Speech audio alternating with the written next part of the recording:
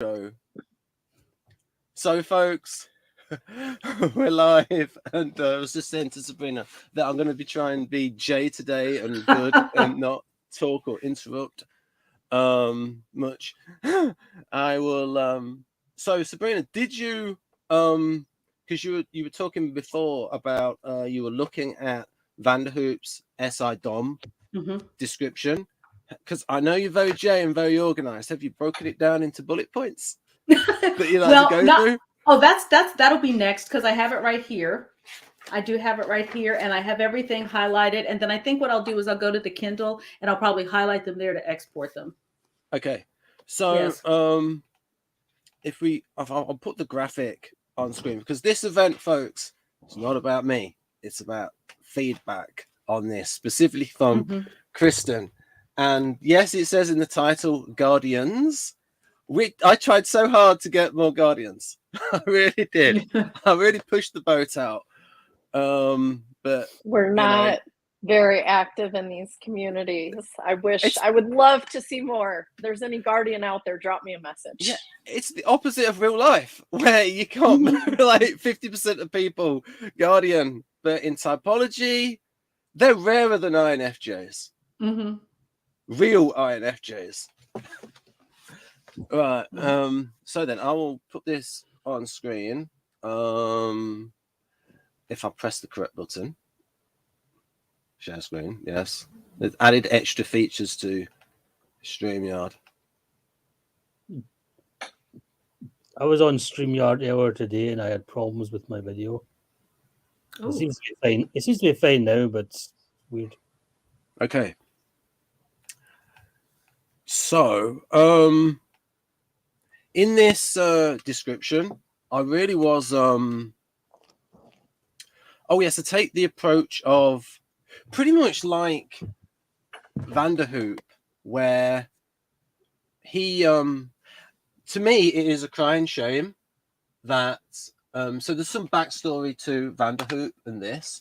So there's a book out there that many people in the typology community have read.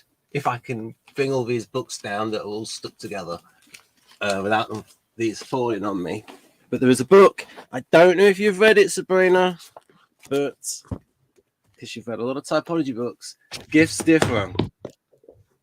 Right. Now, if you look in the index under Vanderhoop, right at the back. So when did you get that book? This book, when I did the MTIC certification, which was probably 2012. Right, okay, so I'm going to do a little bit of shaming of you, just a little bit. There's an example of everybody else that you did the same thing, or rather, you didn't do the same thing as everybody else didn't do, and that is you got all these references to Vanderhoop in this book. Yeah. About 10 times. And how many people in the typology community have got the book Conscious Orientation by Vanderhoop? After you talked about it, that was when I looked into it, because I know that I saw it 1,000 times, but I did not see it 1,000 times. Oh, and I must say, Shalina told me she's watching now. I must adjust my screen in case she's writing inside. Here she is. Yeah, I've got to be careful. There she is. Hi, Shalina. Nice photo. Beautiful. Right. So that's but the reason I bring this up about is that it's because you could have been in there a year before he died, Sabrina. You could have said, "Hey, Dave, this book, Conscious Orientation," and then because when I showed it to this is not talking out of school. Basically, I found out that David Kersey Sr. never read Conscious Orientation. And I think that if he did, he would have liked it more than Jung. It's more practical.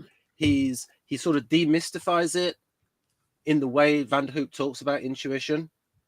He doesn't really like talking about the unconscious. For me, Jung offered a mechanism of how NI worked. he really needed to diagram it out because it connects to so many other ideas.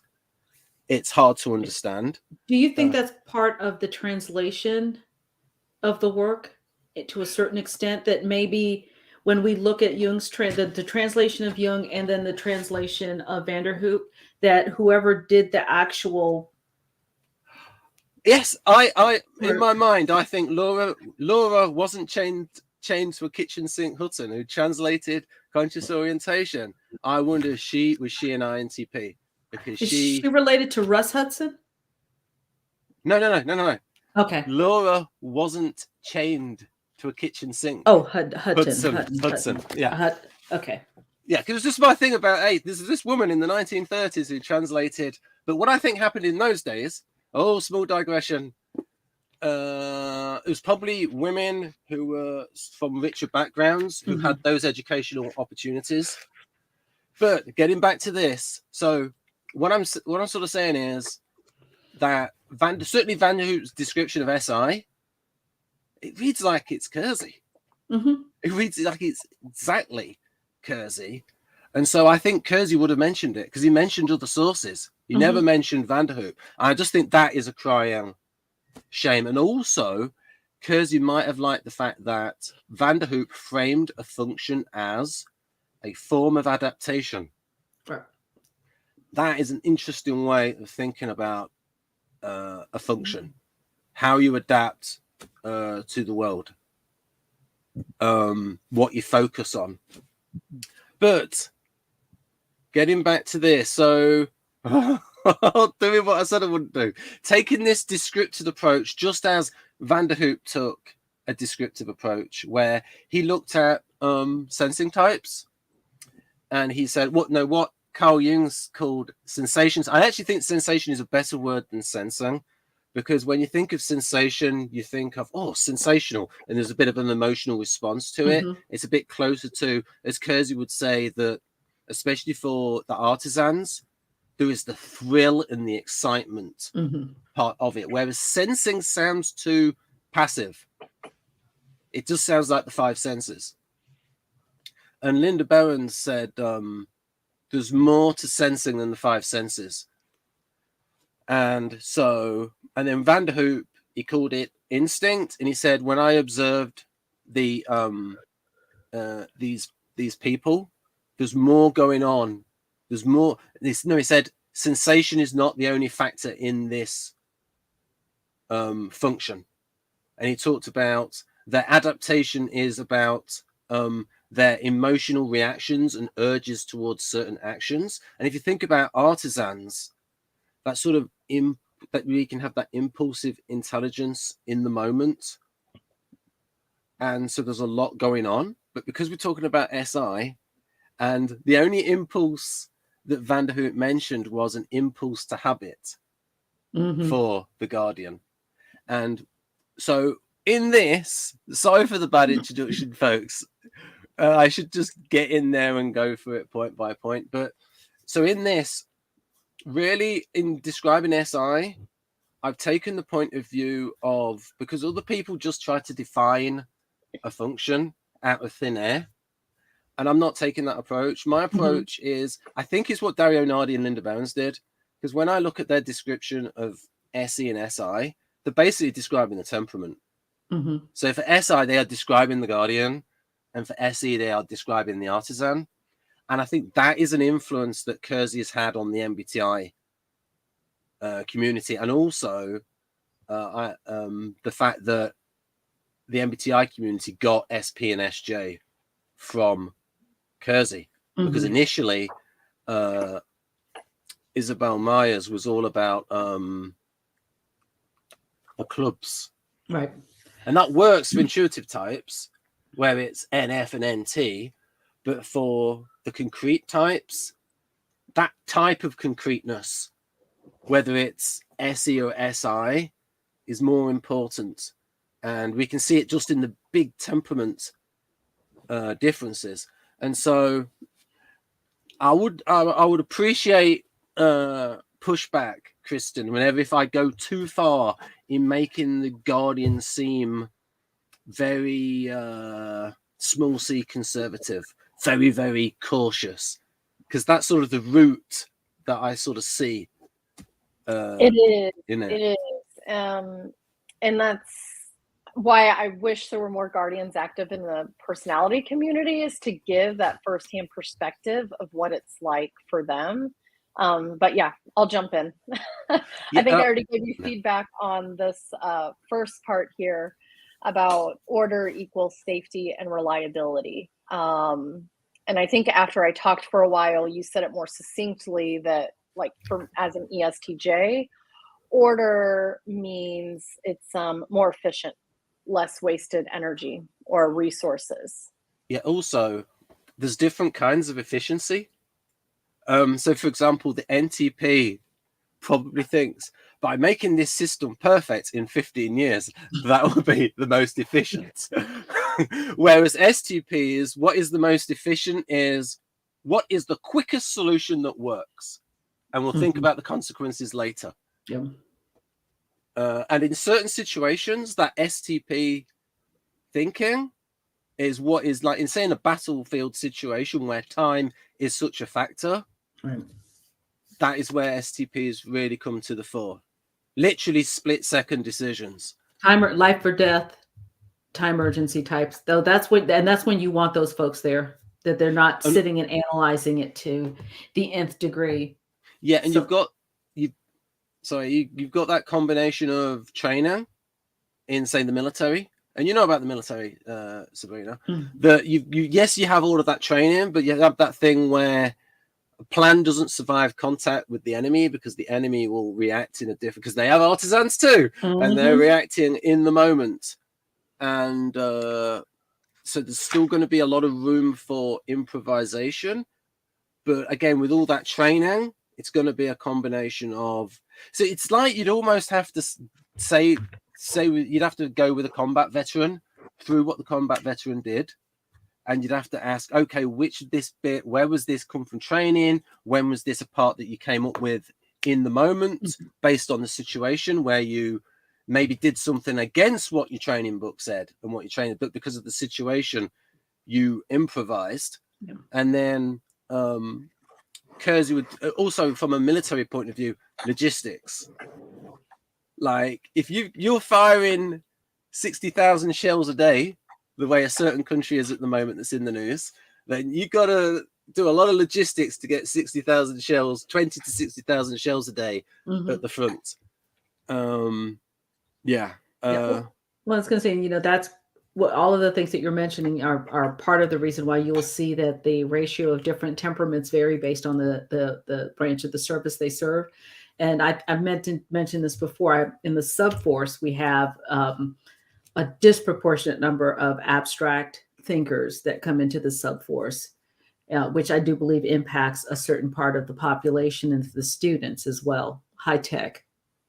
Yeah. They refer to them, the Submariners, as the gifted underachievers. They were smart kids that didn't always excel in school, but they come into that branch and they excel because they can work independently by themselves in isolation. And there's often a lot of planning that goes into it. And that makes me think ISTP. Yeah, you've got a few of those too. Yeah. Yeah. ISTP. Yeah, it depends on which systems that they're working on. But yeah, there's a lot of like I said, you have a disproportionate number of rationals compared to the regular population, that is. And then right. Yeah, what I'd like to do is really go on this sort of knowledge function thing. About, so for example, we can sort of contrast between, because Sabrina's a TJ, Christen's a TJ, and we can sort of contrast that structure point of view. So you've seen it off camera, Sabrina, the Linda Berens dichotomy of structure versus motive. And there was that difference between the structure for NTs and the structure for Guardians. So what do you think is structure for you versus structure for Guardians that you've seen in your experience? And then I'll ask Christen, well I'll ask for the answer to the same question. Well, I was going to say, for me, Well, you mean okay? Do you mean like in the context of what I do for work, or just in general?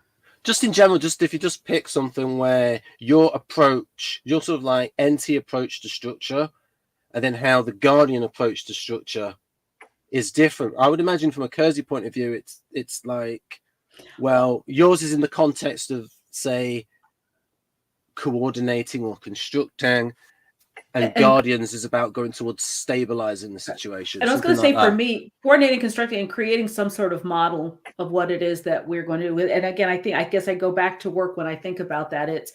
I like to draw a sketch, draw a plan, and outline, and think of all of the components that are going to have to come into play, and the big picture. Where are we going? What is the ultimate line? And then let me decide how we're going to get there. And at least let me go through that process, even if that's not what we're going to do, because that, for me, going through that mentally is going to give me a sense of I don't know, peace and well-being, that should plans change or shift, I'll still be prepared, because I'll have those even there'll be contingencies in the back of my mind. Does that? Yeah, that works for you. How do you think that? So, say you've worked on a project with Guardian, and you're both doing something that requires structure. What approach do they take to structure? I have found that when I have a friend that I work with that's a Guardian. She seems to appreciate the fact that I am fine with taking the initiative to get an idea of what is it, where do we need to go? What are the things that we need to do? And she is excellent at going behind me, or in some cases, along with me, and showing me maybe where there might be some problems in what needs to be done, and is extremely good at addressing, I would say, the human element of what, because I do have a tendency to just give it to me and go. And then I have to be pulled back in to be reminded, okay, there's other people that are involved in this. So, yeah, filling in the loopholes, filling the things that I have more than likely missed, is where I find that I enjoy working with her, because at the same time, she still has structure, and she's very detailed, and she's very, very systematic.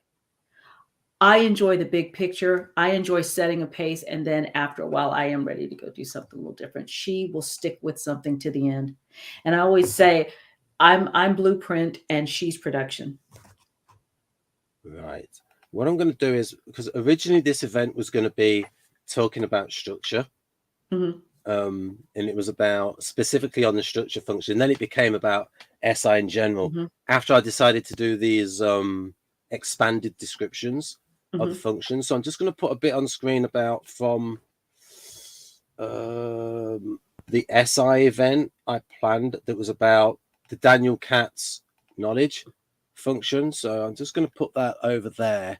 And I'm just trying to get at the exact difference because I think this is a big part of it, that the Guardians want the structure, about sort of like the different motivations in structure, the different kinds of structure and Daniel Katz was getting in. I think Daniel Katz, like, he writes like an INTP.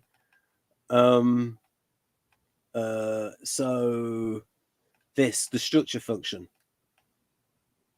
So these are the purposes which various attitudes serve. So, for example, this one here, the utilitarian function, I call it purpose to differentiate it from Jungian functions. So it's perceptions of the utility of the attitude and object for the individual. So, for example, Sabrina, you have a positive attitude towards Prince because he ticks your boxes. Yes, he does. Yes, he does. And so that's how it's so. And you and Christen, if you like a certain product that ticks TE boxes, then you have a positive attitude towards it. So to a certain extent, that utilitarian function is slightly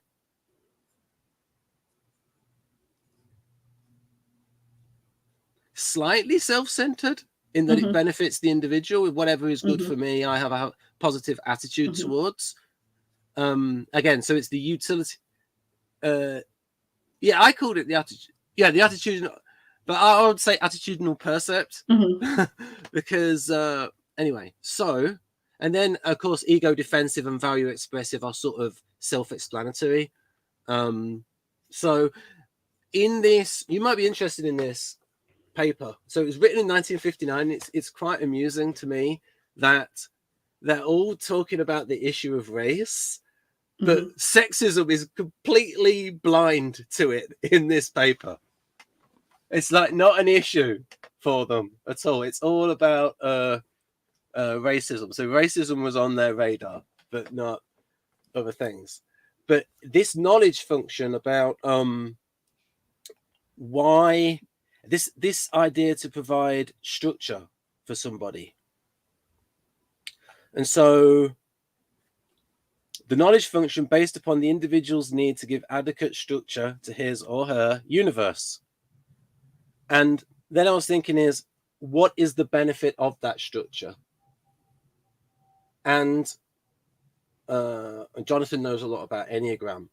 And I'm thinking that for a guardian, when a guardian knows the rules, these are the rules we are playing by, that they find that safer and more comforting than a chaotic situation. So let's ask Christen. So based on that, of the sort of the meaning and the structure part, I'll give you a moment to absorb it. What do you think that is for you in terms of, it's like understanding the world? I heard a lot in there. I'll try to. You started with a question, about structure and how I employ that. And then I'm seeing here the knowledge function. Yeah, as so a lens of structure. Yeah, I'll sort of give my stereotypical view of how I think this applies to a guardian, and then you can give me the reality from your point of view. So my stereotypical point of view, really sort of reducing it, is that the guardian is, from my point of view, it wants to reduce uncertainty because uncertainty leads to stress. The guardian does not like stress, does not like uncertainty. That would, artisans would. For the artisans, what they fear is boredom. But for the guardian, they want predictability. And in predictability, there is safety. You know what's going to happen. It's a stable surroundings.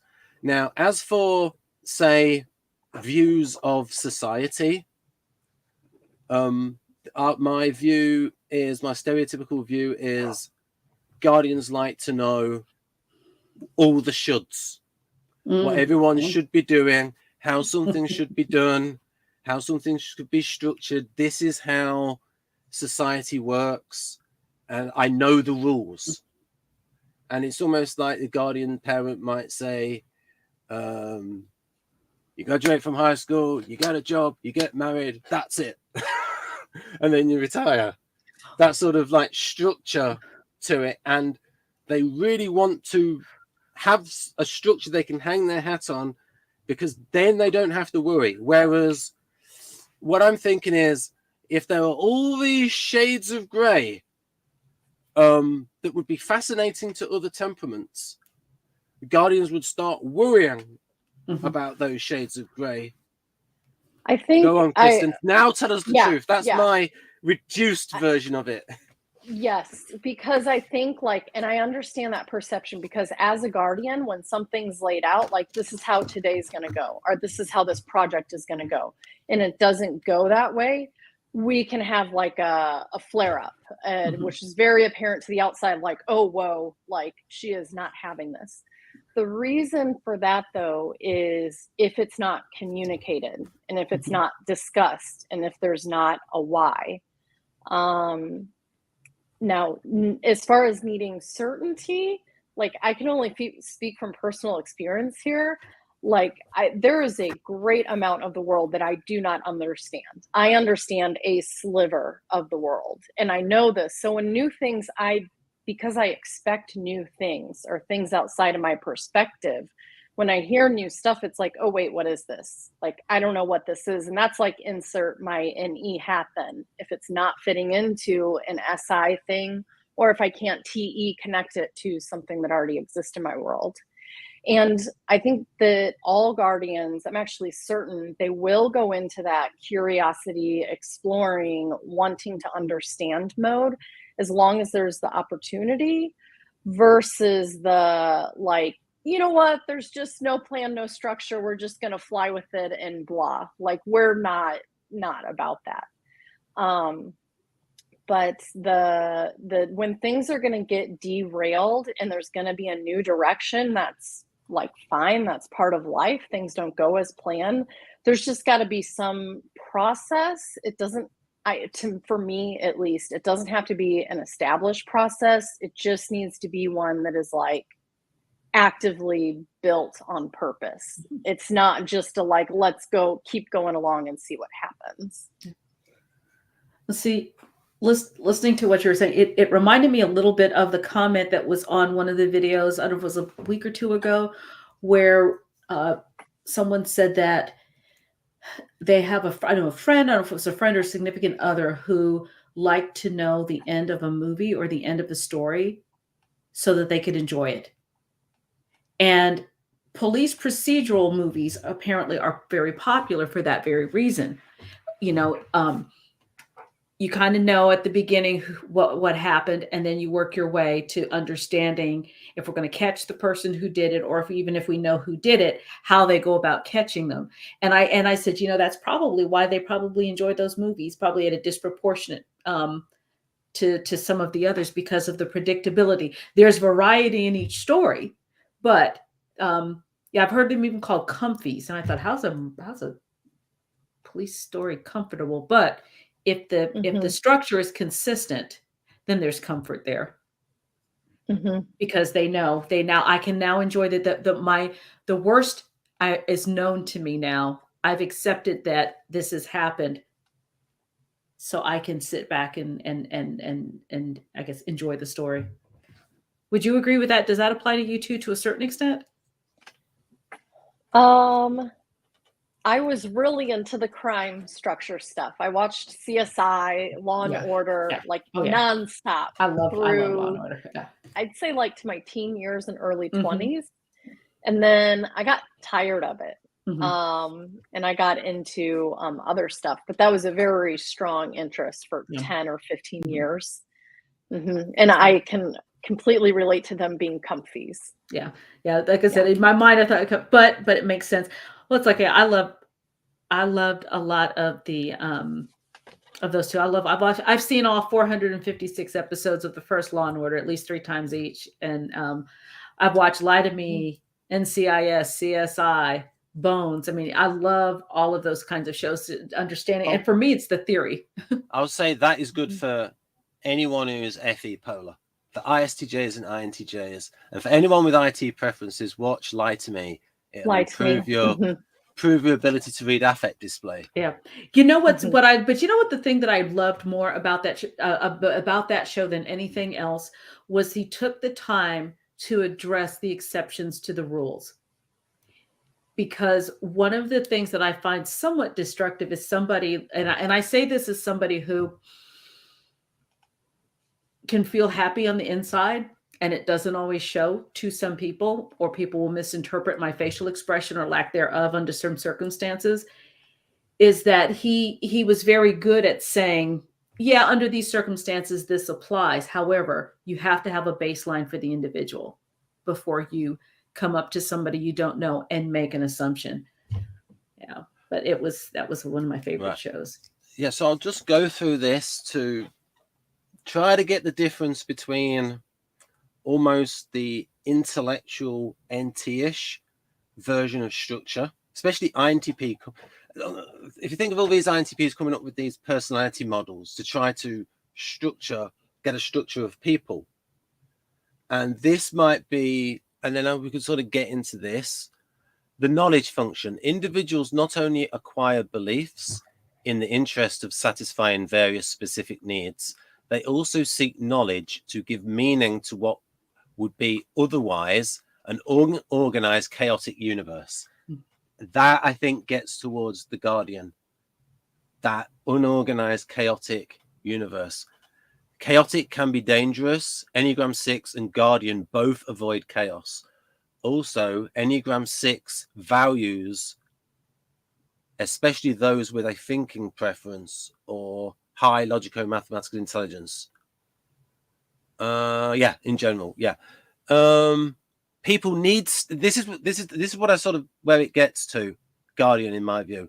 People need standards or frame of reference for understanding the world, and attitudes help supply such standards. So I'm just a slight difference in emphasis between the NTs maybe wanting knowledge for knowledge's sake, and maybe the Guardians wanting knowledge for what knowledge brings. What can be done. I would say what can be done with knowledge. Mm-hmm.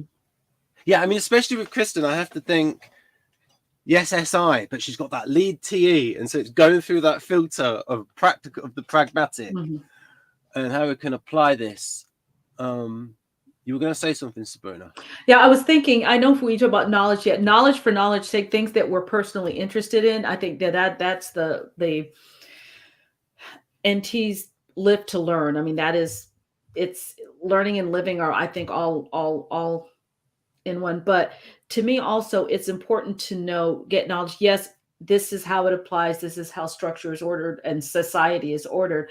However, in my mind, we're not always in society. Some of us feel like we're a little bit more on the peripherals.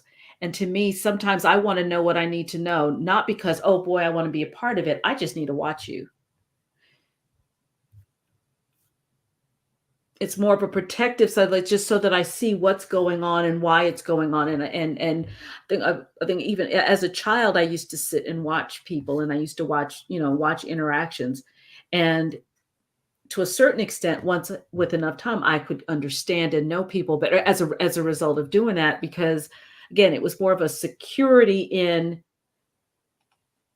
knowing my environment, not necessarily for me to jump in and be part of the environment, if that makes sense. Right. Does that? Yeah. Makes sense to me.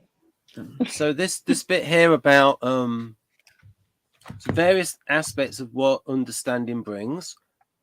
The problem of understanding, as John Dewey made clear years ago, is one of introducing definiteness, distinction, consistency, and stability of meaning into what is otherwise vague and wavering. And so I'm thinking that the Guardians are looking for the consistency and stability. And Linda Berens calling the Guardians stabilizers. And so this is sort of like, so we can say the motivation behind SI to go towards safety and comfort can then lead to maybe, I want to understand this situation. I want to understand the rules, because then I feel secure and safe in that, rather than not knowing what's going on.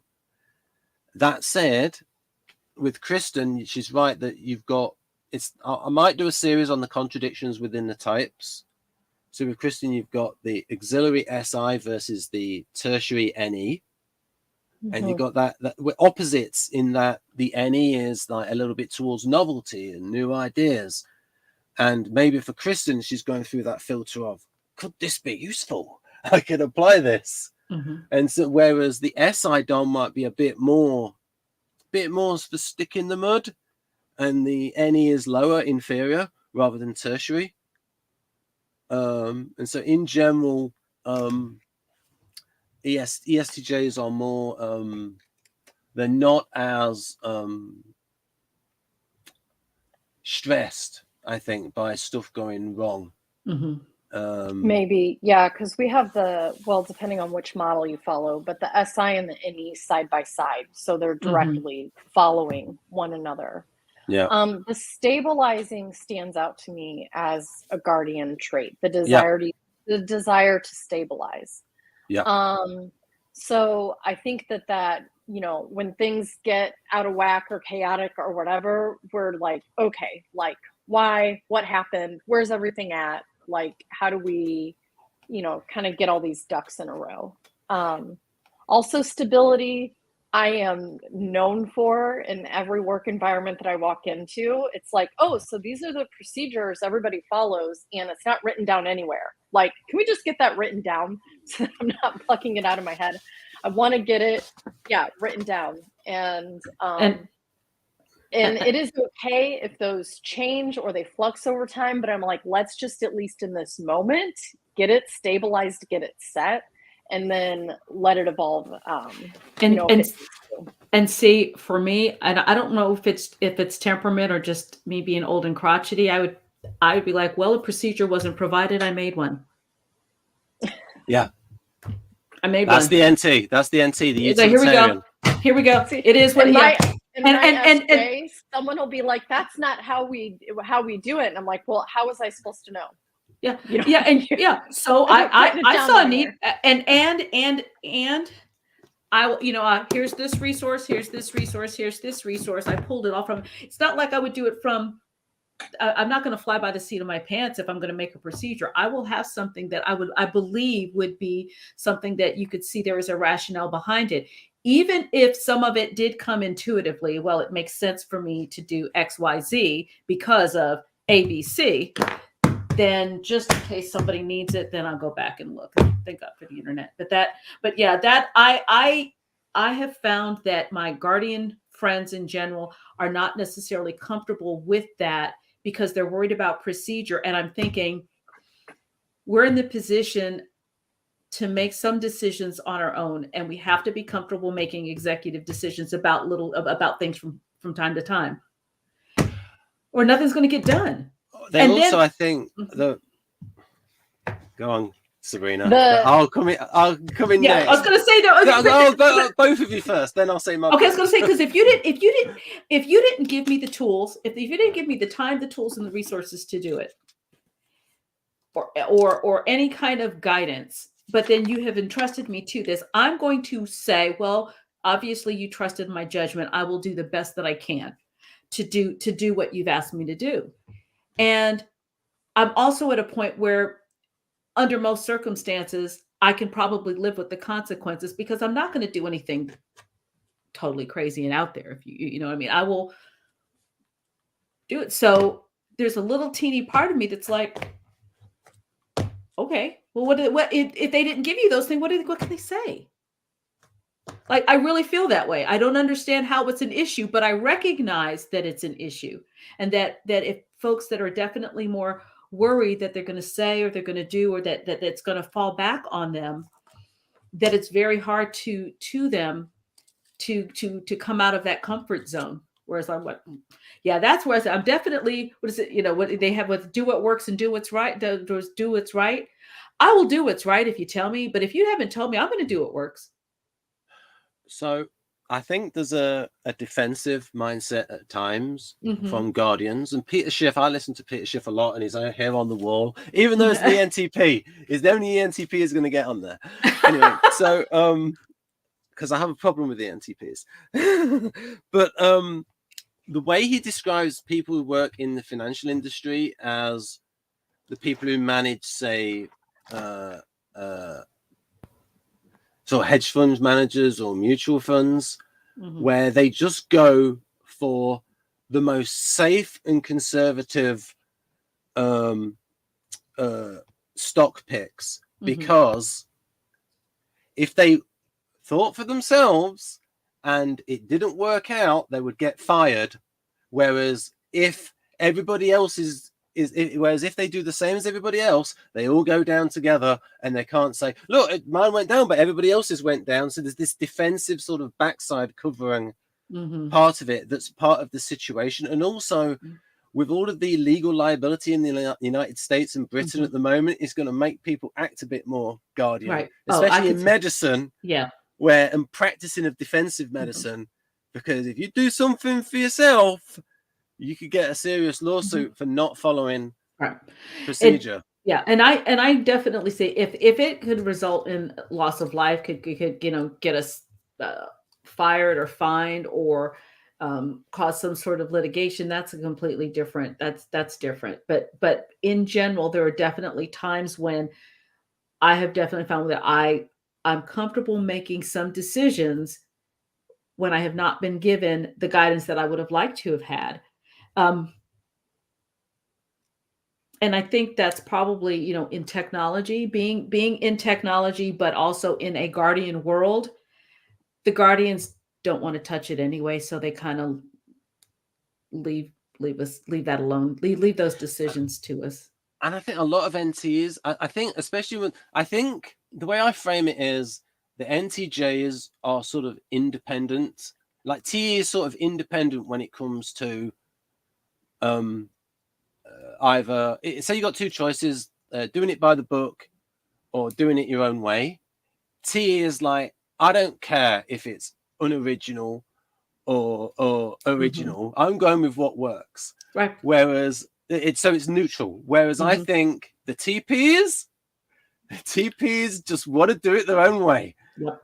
Just for the sake of it, just for the ego of it and being ingenious. Yeah. Well, and I would say that I would agree 1,000% with that, because in especially like I said, in education and in things that we do, okay, does this work? Yeah, it does not have to be original, but I will say that if it is something that is going to represent me personally, I want to do it my way.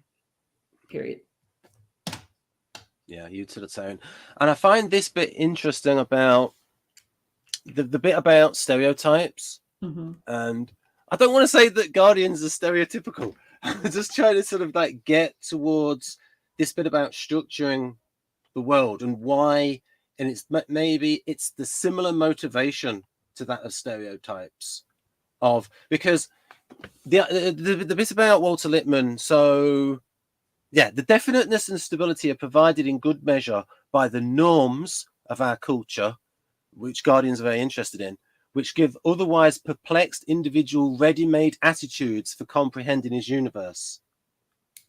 Walter Lippmann's classical contribution to the study of opinions and attitudes was his description of stereotypes and the way they provided order and clarity for a bewildering set of circumstances. And so it's that. So they want the order and the clarity. That's what I'm thinking is part of the guardian, the order and the clarity. That and part I would say, yes, a strong desire for order and clarity. And that clarity, I think if we could do a future event just on clarity, where, okay, what is clarity for you, Sabrina? What is clarity for you, Christen? And what is clarity for me? When maybe for INTP, it's clarity in fine distinctions that have no practical use. It's just like theoretical models. Like, hey, Ben, let's write a description of SI and just get it defined right. And sometimes it's INTPs can fall into the trap of having a very elaborate symmetrical system. Whereas maybe it's the 6 in me, where I try to be a bit more empirical, a bit more scientific. I want to describe the function based on how the people use it rather than making it up, because this way I think I've been able to combine 3 definitions of SI. Right. So I think we've done enough on structure that there's something in it. If we go back to the other one, because we do have to move on eventually. So we did the bit on structure there. I sort of took the key parts, and then I think you connected to that bit, Christen, about safety and reliability. Mhm. And have you noticed that with your Guardian students? So you can sort of say, Ben, yes, that's the thing that Guardians, Kersey got that bit right.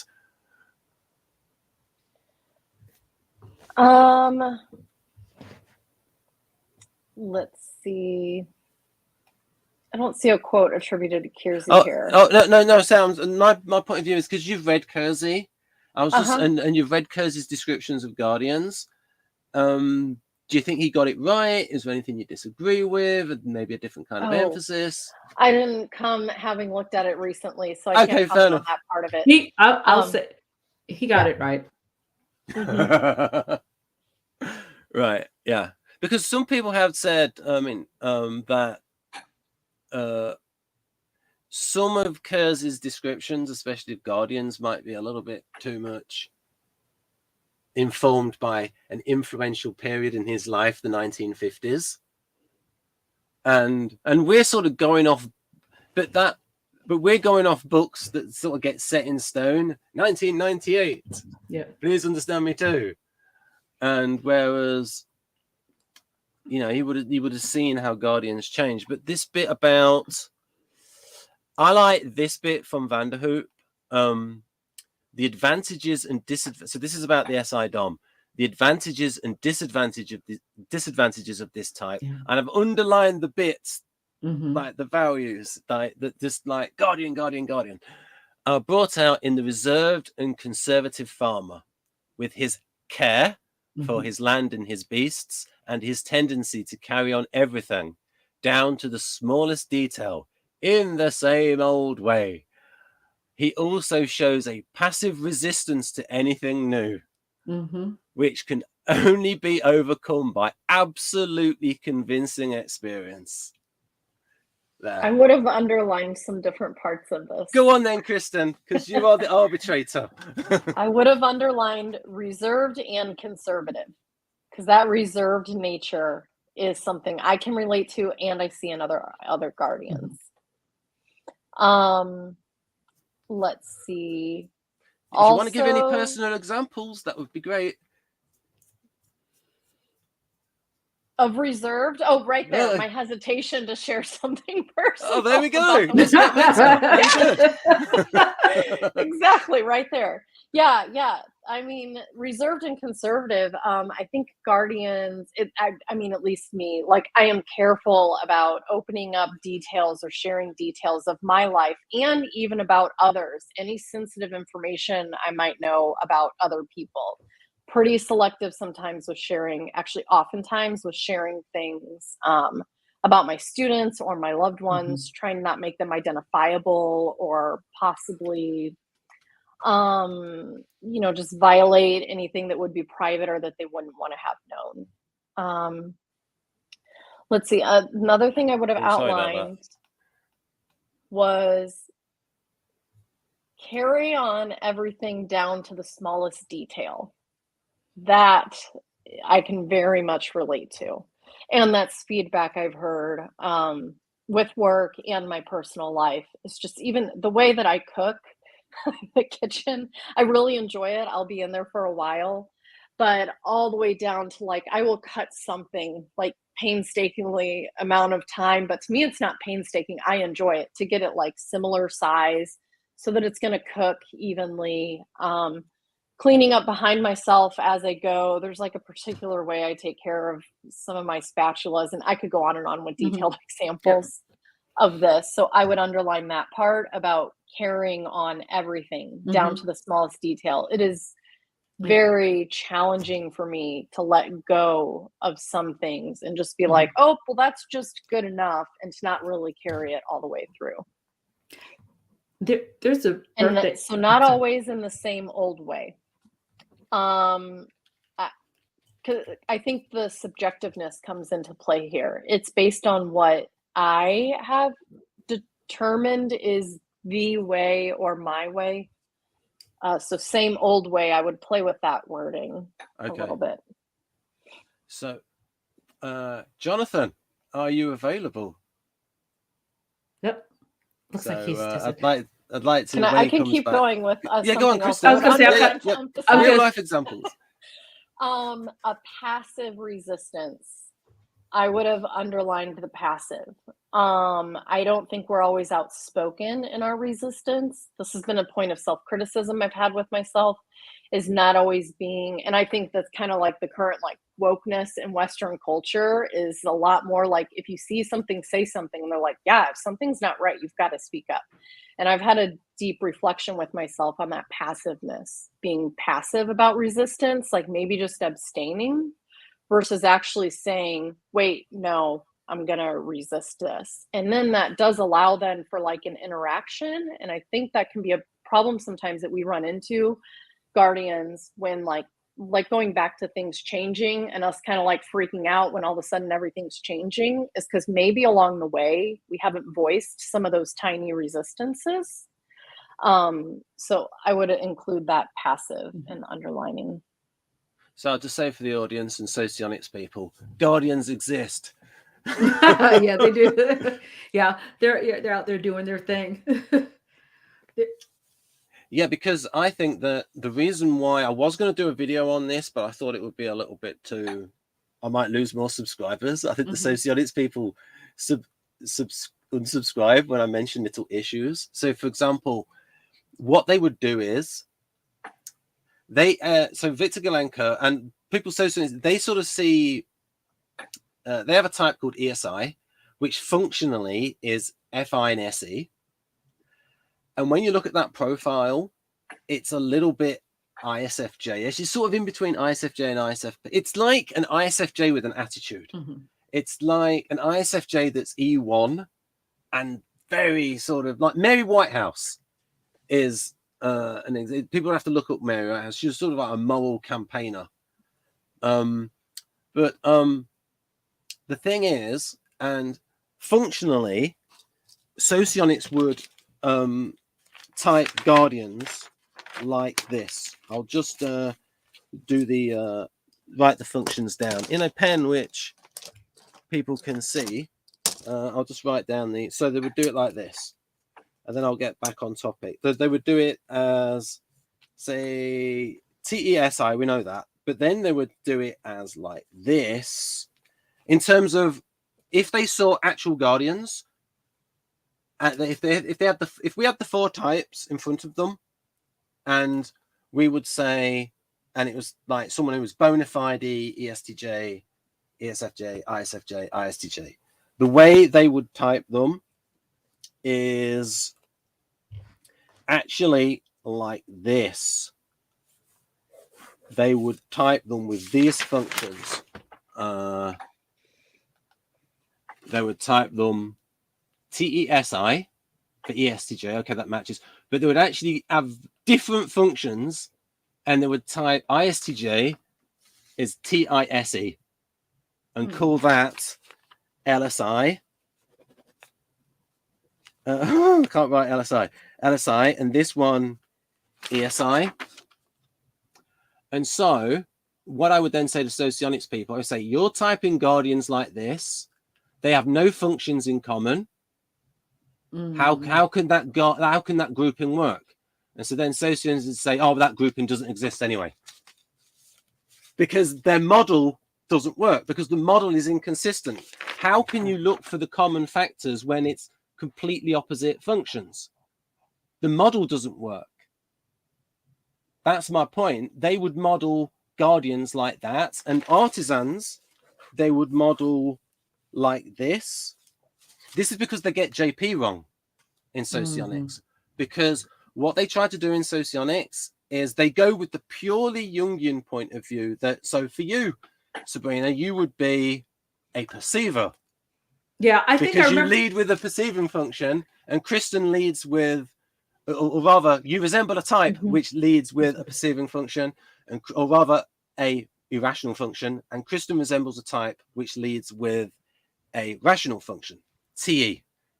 But if you were to design questions, what kind of questions could I design where Sabrina would score as an irrational type and Christen would score as a judger? It'd be very difficult to design those questions, because you'd have to design questions that go really in towards someone's, and try to get questions that go around your TE. Sabrina, but also capture it. You can't really do it. And so what MBTI got right, the contribution from MBTI was those JP questions, which are not measuring irrationality and rationality. They are measuring how somebody structures, how somebody interacts in the world, whether they are adapting to circumstances and pressure prompted like artisans, or whether they wish to organize the world to reduce stress and have some sense of order and stability, the way guardians do it. And so the MBTI JP questions work well for differentiating artisans and guardians. And then when we look at the functions, if we take that principle that somebody interacts in the world through their top extroverted function, then we can say, then when Sabrina does the MBTI, she's going to score as a J. So organizing the world, and Christen will score as a J, even though you resemble a type that's really a irrational type, and Christen one which is rational. But then when you look at the functions, you can go, oh, both TJ, oh, both TE, both TE, then it matches up. But socionics, the socionics for artisans would do, say, SETI for ESTP. It would do TI, no, it would switch it around and do SLI, which is SITE. Yes, it's crazy. Then we would have ESFP, SEFI, and then they would make it go all the way. This isn't going to look very good on the page, but it's something like that, where you have the SE at the top, and then the bottom ones, they would have SITE and SIFE, because they would say, oh, an artisan is a type, because someone actually wrote this in a comment. He said, Ben, you've got the functions wrong. I've worked it out. All of the artisans lead with an irrational function. But you see what I mean? You don't have any functions in common. And it's supposed to be yet a group that is supposed to have something that unifies them and doesn't. So, and so that's why I think socionics refuses to see artisans and guardians, because when they try to model it, you've got no functions in common. There's no way to explain that grouping that we know exists. Just a lack of understanding of all the S types. It's great with like intuitives love it. Intuitives love socionics, and it's really good for intuitives. It's just that I think that's. I'm more yes, Jonathan, speak. The world is your oyster, or rather, this event is your oyster. I don't think that makes sense, but you get the meaning behind it, the intent. The floor is yours. No, I just wanted to say I don't like socionics. I was gonna say Jonathan's first chime in. Right, I love it. I did have a little story that I wanted to share about. Go on then. About SI years ago, and I don't think I've shared it with a stream before. When my son turned 5, his dad wanted to do the birthday party. Now he's a ISTJ or NISTJ, and in the back of my mind, I thought, "Oh gosh, bless his heart, these poor kids."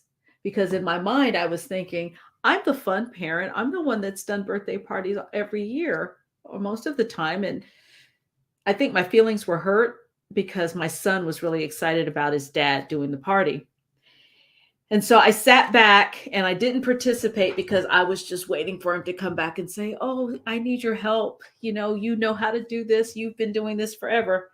And he didn't. When I tell you that was the best organized party for a group of 5-year-old boys that I've ever seen in my life, it's no exaggeration, because not only did he have activities for all of the kids, he had snacks that they really liked, including pizza, cupcakes, the kinds of drinks that they like. He bought a bunch like silly string and other sorts of loud noise making things. And I thought, oh my gosh, what are they going to do? He had prizes for cleaning up. So not only did they have a fun party that followed his schedule that he had, because I remember when I saw the schedule, I was like, oh, good gosh, because there's just like I said, my ego was really at play here, if I'm really honest with myself, because I was just waiting to, to come in and save the day, I think. And like I said, he had everything written down, and they followed their schedule. And in between every activity, there was a cleanup session. And when it was all said and done, he had these little itty bitty trophies for the kids for cleaning up. And when I tell you that I didn't have anything that I had to do after the fact, and the kids were leaving, they were saying, "That's the best party ever, Mr. Sterling." Oh man, it hit me. He was a boy once. Of course he knows what they like. Why would I think I had that advantage? I was just the I had done the little kiddie parties when they were little, but this was different. Will was becoming a boy, and it's a whole different experience once they're out of that toddler stage. And they talked about that in the cul-de-sac for weeks, about how great that party was. And when I tell you, I expected to see the silly string and the paper and all of that mess out there. Nothing, because he made the cleanup a competition. And he got out there and he played around a little bit with them, but you could tell that his satisfaction was seeing that they had done a good job. And then I think it hit me about 3 weeks later. He did organize a Navy ball once. Like, why couldn't I? What was I thinking? And it's because I saw him as, very serious and sort of stay the course, and forgot that just like excellent guardian teachers, when you provide students or children with stability, all of those things that you guys bring to that, bring to the classroom, a safe environment, a set of rules, a set of expectations, the consistency, kids are freer to be themselves, regardless of their temperament. Yeah, and even thank you for saying that, because that is actually something that I don't think I've shared this on the channel yet, but I was dating somebody with kids for a year, so I kind of essentially had stepkids. Their mom wasn't in the picture, so it was like very full on, a lot of time.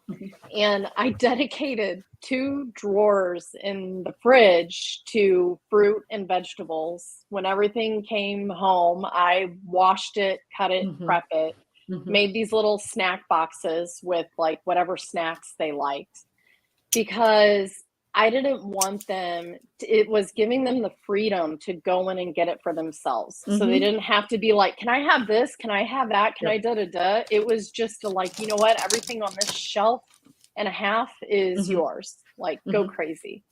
To really just enable them to take charge of what they eat. It's one of the few decisions they get in a day. And it's not something I need to be involved in. And, every little time is, getting something ready for them. But it sends a message that you have a place here. Those little itty bitty things. Like I said, I see that with teachers that, like I said, and they're usually guardian teachers that are open to not necessarily having, okay, not everything has to be the kids in rows. They will let kids group, they'll switch around things. But again, it's the procedures, it's the resources, and everything being where kids they know what's expected of them. And like I said, when they know what's expected, they're definitely freer, because they think, okay, I can relax here.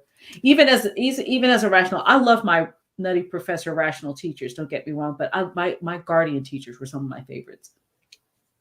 Right then. So this is, again, the way Socionics does JP, those types that you see there, that's how they would model those preferences, ESTJ, ISTJ, because it's leading with a judging function.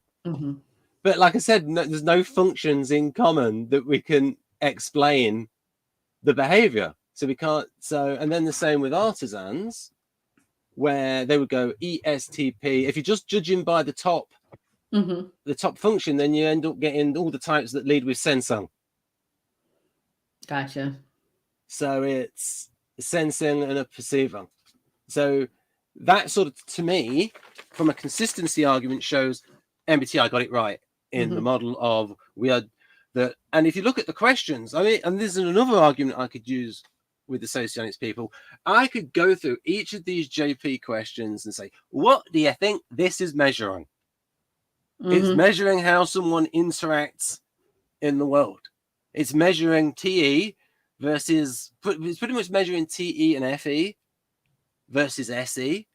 And there it would be, so for example, okay, Ben, why does an FJ turn up on time?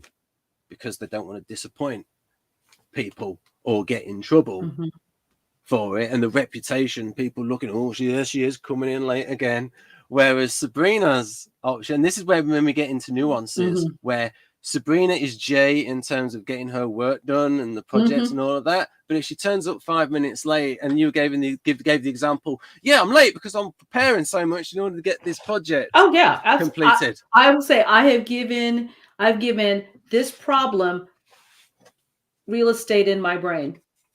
I'm constantly thinking. And so in the back of my mind, it's like I'm always there, whether I'm there or not. That's kind of how I see it. I mean, that may not be nice to say like that, but it is kind of how I feel. But I'm always working. Even when I'm not working, I'm thinking about work.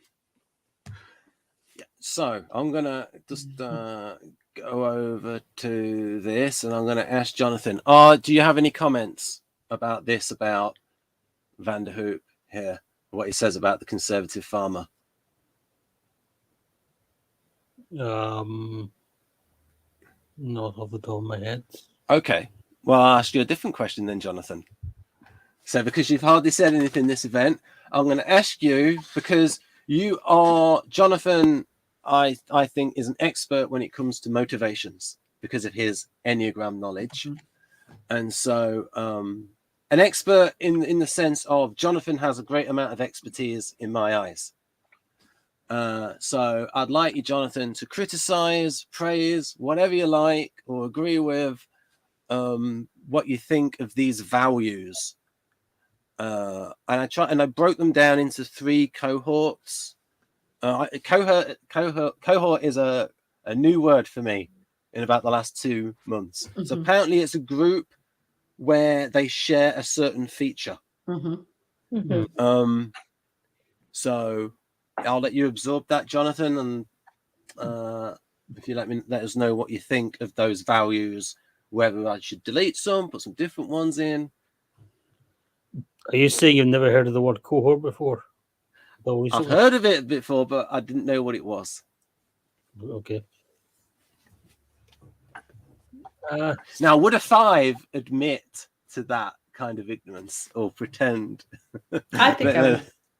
Yeah, mate. Yeah. Okay. Just.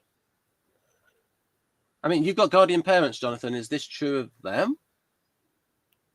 You see, I'm trying to get to the root motivations behind the SI that lead to the SI behaviors. It's almost like why they do this. Are these mirroring the self-preservation, social, sexual? I think there's a little bit of societal in there and a lot of self-pres in there because I do find that SJs are often self-pres in one way or another. Really, like the sexual, social, and the sexual self-pres perhaps are probably the least likely to be SJs. So usually self-pres and social are in there somewhere.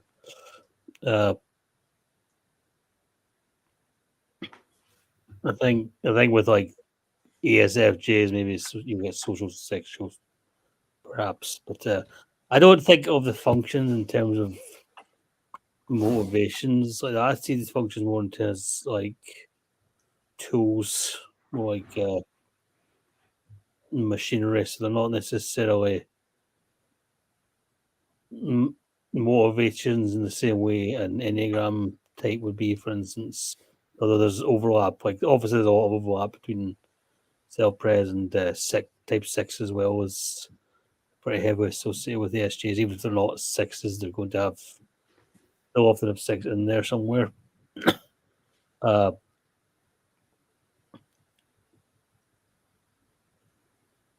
Obviously, yeah, like trust, authority, try and test it. Those are 6 words. Yeah. Especially the word phobic 6. Yeah, and this I'll just say for the audience that these consequent values I think these are values which are consequences of these other values. That safety leads to cautiousness, for example. Safety leads to stability, because stability is a way to achieve safety. Cautiousness is like, again, it's like I'm trying to get the ultimate values which lie behind the behaviors.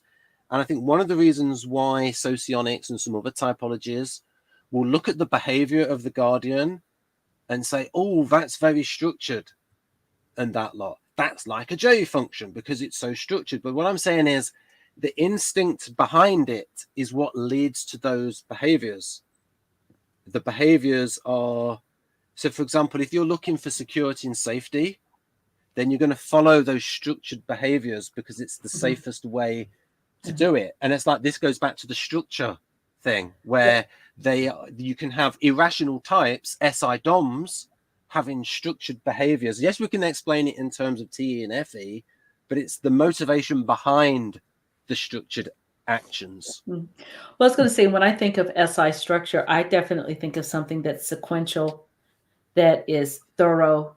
When I think of NT type of structure, I think of something that's more like a web or a framework or a quadrant that has pieces here, here, here, here, and that in the intersection, so to speak, that you can find the meaning, or when you cross it, but it's not necessarily easy to those who prefer a more concrete sequential way of seeing things to understand. But yet others that are like them can look at that and understand completely. I'd like to bring in what Dario says about this, because he says that if you look at brain scans, everyone to a certain extent learns through repetition, and they burn neural pathways to do that. But the SJs, they do this most easily. Oh, They're the Yeah.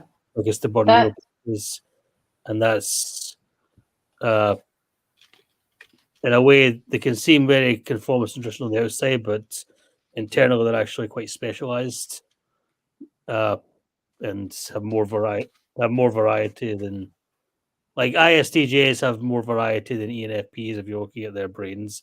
ENFPs' brains are actually more similar, whereas the ISTJs, they're a lot more specialized. It's sort of like a weird reversal. The way I would think of this is that SJs, in a way, they're sort of expecting subconsciously that the skills they learn today are going to be useful for the the rest of their lives, but certainly for the next few years or decades, are longer than others. I know that as an INFJ, and I think with other NJs as well, it can be like, I will figure out how to do something and do it and then forget about it. Like there's times where I can just figure something out intuitively, and then if I come back to a few weeks later, I've lost it. Yeah, But well, it's like SJ is like the opposite. It's why they learn and learn and learn, and then it sinks in, and that creates a sort of that's a contrast with NI there, because I sort of abstract in the future and see how the skills might be good today, but will not be tomorrow. Whereas the SJs, there's often that sense that there are subconscious expectation that things will be roughly the same. It's why what you're saying, I have a spreadsheet of notes that I make whenever I come up with something I call a bing or a good idea to replicate later, because I tell people that solved that problem in that moment, but I wasn't sitting around planning on it. It came to me. But if I'm going to ever replicate it, I need to have the notes, because I promise you in a month, it's not going to be I'm not going to think about it, but I can go back to it. And that's also why whenever I do things, I have journals all over the place for different topics, so that when I'm working on something, I've got this is a journal for one thing. This was when I was doing the TED stuff. It was everything. Why? Because when I got off of our Zoom meeting, it might leave me, but I've got it here and I can refer back to it, and then I can plan and process from those notes should I need to refer back to them. Because especially when it does like that, because that makes sense. But and you saying what you said, Jonathan, I just start thinking, I was like, yeah, those are some of the things that I appreciate in my guardian teammates, workmates, because they definitely will hold on to things longer. So, Christen, how much time do we have left? Because that helps me to sort of pace the rest of the event and sort of the speed to go at. I have another hour almost, like Oh, that's 45 good. minutes. Okay. Also, Right. I to don't have to go into stress, Ben. I'll be quiet. Oh, okay. Okay. Jonathan touched on something that I thought of earlier when Ben, you were talking, and it just keeps multiplying in my head is how the brain learns, and with the SI function that guardians use, that repeated procedure over and over again. There's kind of in neuroscience, there's two ways that are talked about: learning procedural, where you're told a thing, and then you can process it and remember it, and then progress on to applying it. There's also procedural, where you're told, like, here's the process for algebra, the steps you follow, and you practice it over and over and over again so that it makes it back into your neocortex through repetition. And then you're able to pull it out more quickly than you are like a fact or figure. You're able to more quickly pick out a procedure or replicate it. And that SI, I think because guardians, we can repeat things over and over again. We have an easier time, and we can get into more advanced fields than people would expect, because once something's integrated into that procedural system, you can draw in it set in stone, and then you can level up to the next thing. So I don't think it's always expected that we would get really advanced into something technical, but like Dario's brain scans that he referenced, those neural links that are like really solid from repetition, I think benefits us, one, in school, and then possibly in going on into advanced fields. I would also because say we're just lucky that that is a painless process for us, and it's not mindless. Where we're content with it. I would say the field of medicine, that guardians are well set up to remember all of the stuff. And I remember at university being annoyed by exams, thinking this is some huge memory test. And it's just a huge field. I mean, medicine, I would say that biology is the largest field there is, and just medicine. If you think of the number of people who have doctorates, what percentage of the people who have doctorates are working in the field of biology or medicine, especially medicine? The number of medical doctors that there are, and just as how big the subject is. But so you could say that guardians are well set up for the role of working, and like Kersey said, that it's like medicine really attracts guardians, especially SFJs, because it's helping other people on a physical level. And we can say that correlates well to, I'll just put it on screen better, the SI with the FE, providing for others, especially say, and talking about nursing. And I think you said, Sabrina, that you know a nurse who was more artisan, better in the emergency room. Under pressure. Under pressure. Absolutely, because they've got to make quick, snap decisions, life or death decisions in chaos. And the guardians, that's probably not, that's not their preference, but the artisans can jump in there and do it. Oh, and surgeons, STPs, best temperamentally being, and usually that it's actually gone into the mass culture where we see a surgeon, and it's pretty much the character's always an artisan. Let's play some music, I'll show off, do that, concentrate in, mop this brow.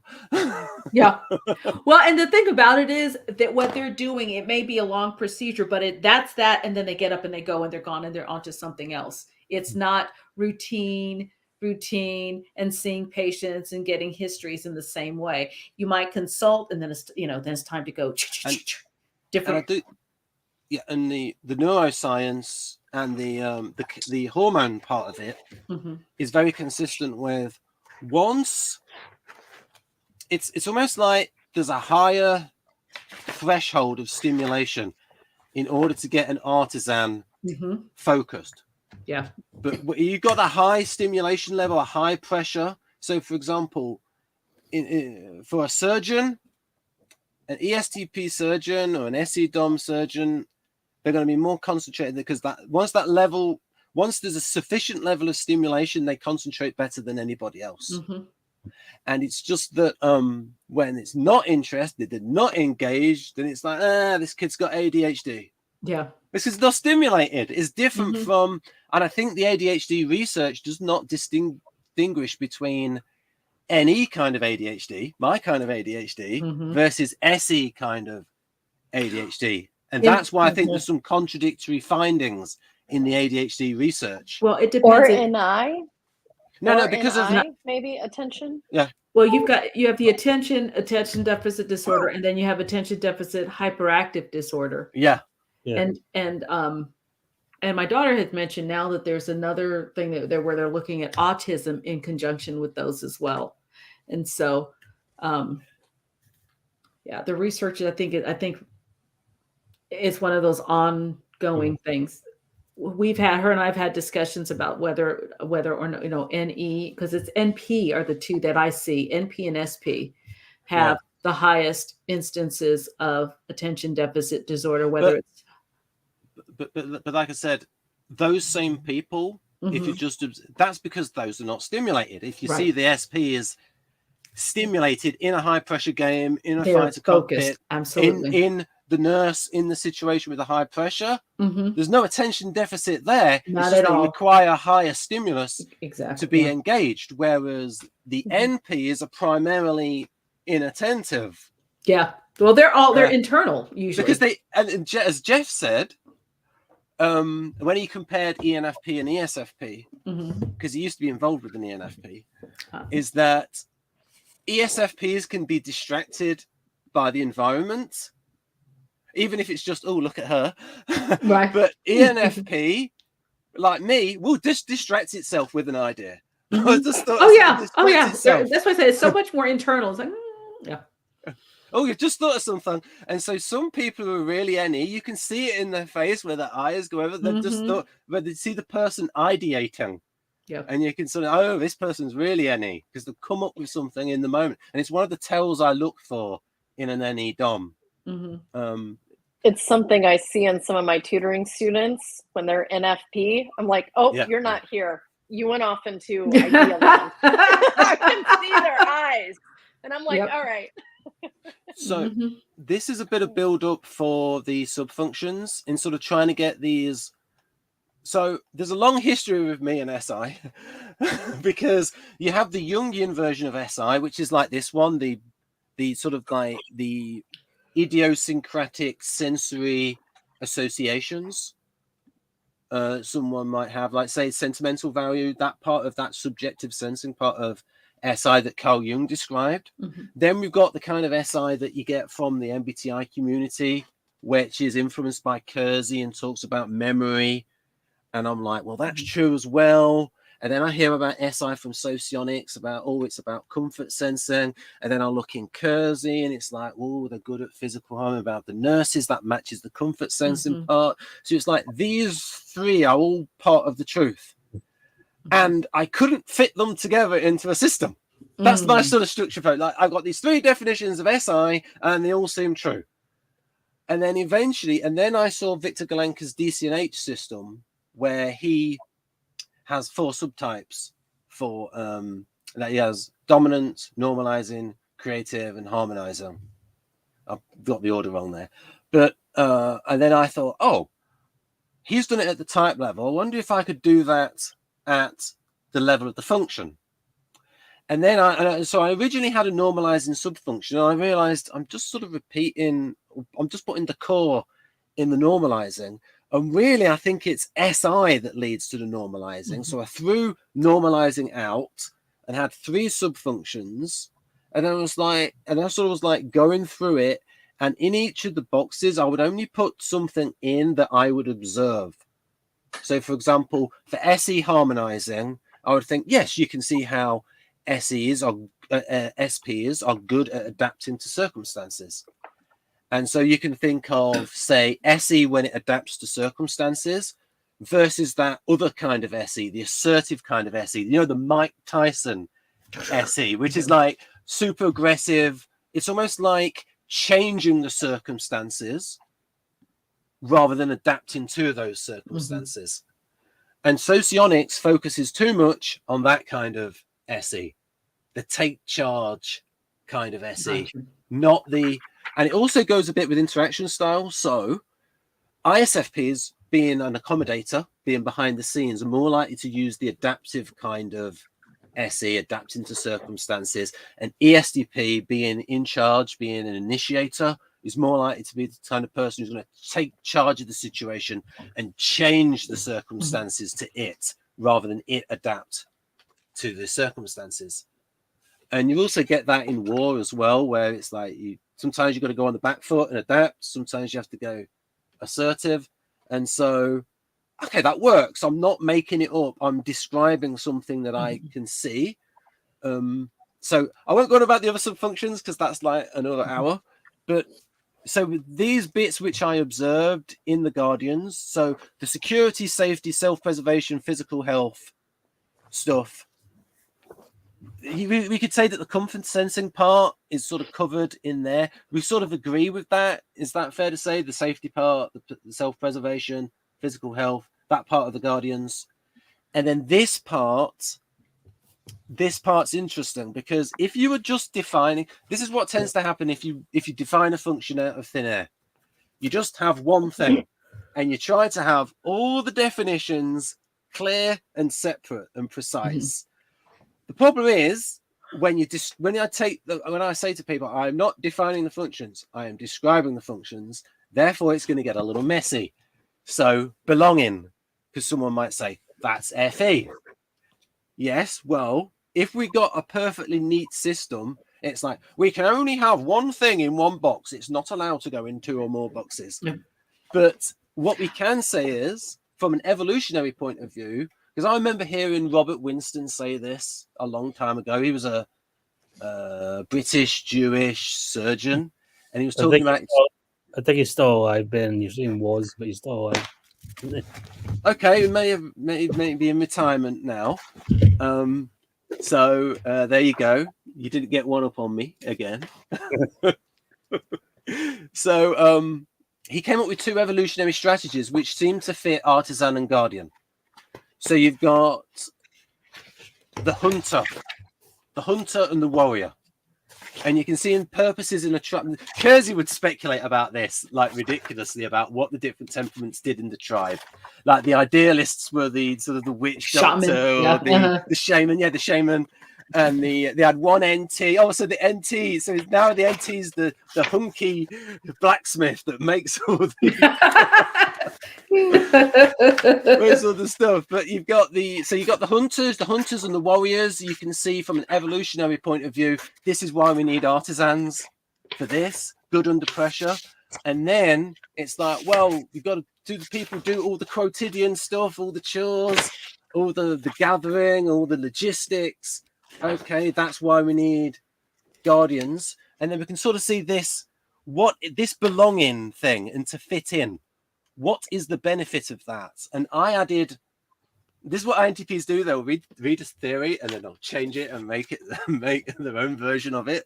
They can't help themselves. It's like Vanderhoek read Jung and said, no, I didn't get it right. And Kersey, and he goes, no, I didn't get it right. And it was all do a little bit of their own variation on it. So this belonging and to fit in, what purpose does that serve? Well, if you're in a tribe and you're a good team player, then the team is going to reward you in your old age. Mm-hmm. So there's a societal benefit to that. Also, this SI structure is going to give you a place where you belong. It's going to set out your expectations for having a place here where you matter and you contribute. It's funny because I pulled up a piece from Conscious Orientation, page 33. Masculinity and femininity are accordingly strongly emphasized in the emotional life of such people, and it got me to thinking. So they're that belonging into fitting. That's they have roles. When you hear about traditional gender roles, that seems to be a big thing for them. I got into another conversation about this with one of the folks in the Kersey group a while back, and basically there's no such thing. I said, well, you tell that to the guardians. That that this it's that. So I think that's all ties in together. Oh yeah. And they So also mentioned the sexual instinct being being a predominance of the sexual instinct being predominant in the guardian in SI. Yeah, that bit might have been him. Like sometimes these INTPs can get a bit deductive. Oh, okay. Yeah, so it's from a like they're not all guardian Randy. They're not all Randy. They're not all. Guardian. Uh-huh. I've consistently tested as a sexual preference, and I do those one-on-one bonds over like special shared moments or shared rituals Mm-hmm. with a person really mean a lot to me. And I'm like pretty heartbroken if a ritual breaks down. And sometimes it's not, it's, it might be something like that my mom and I did for years. When we got together, we did this thing, and just slowly over time, Mm-hmm. our relationship evolves. So we can't share this activity together anymore for whatever reason. And I have this like longing and missing for that really intimate activity Sentimental. that was ours and almost exclusively ours. And Ben, I'm looking at, I'm pretty sure you know John Beebe, right? I've got. Oh, I'm a bit. I know. I think it's a little bit naughty. He said, "Oh, Jung only wrote one line on the auxiliary function." Reading, I'm like, no, he didn't. He wrote 27. Well, as I'm looking at the cohorts of the SI function and looking at his model of where SI falls in the functions, your first being your hero or heroine, area of strength and pride, organizing, adapting, initiating. So SI in that first, I can see fitting into safety, self-preservation, physical health. And then he's got the second slot as father or mother, fostering, protecting, nurturing, and protecting others. So I look at SI as what role does it play in fostering and protecting others? And for a guardian, under his model, SI function will be either 1, the hero, heroine, or 2, the father, mother. Yeah, I mean, this description does concentrate on what SI is like in guardians, because I know it's different when it's tertiary and that because I am taking this descriptive, that would be like a different, because I was trying to get it all on two slides, so I had to really compress it, and I think it shows up well on Sabrina showed me her monitor. I think this font shows up nicely. Yeah, it shows up. That's my television. Yeah. Oh, it's it was designed. It was designed to show up. It was designed, I think, in Italy for road signs to be the most readable font, and I love it because it's got proper L's. Yeah. I want a proper got the little L. tail on it. Yeah. It's not. It doesn't look like an eye. There we go.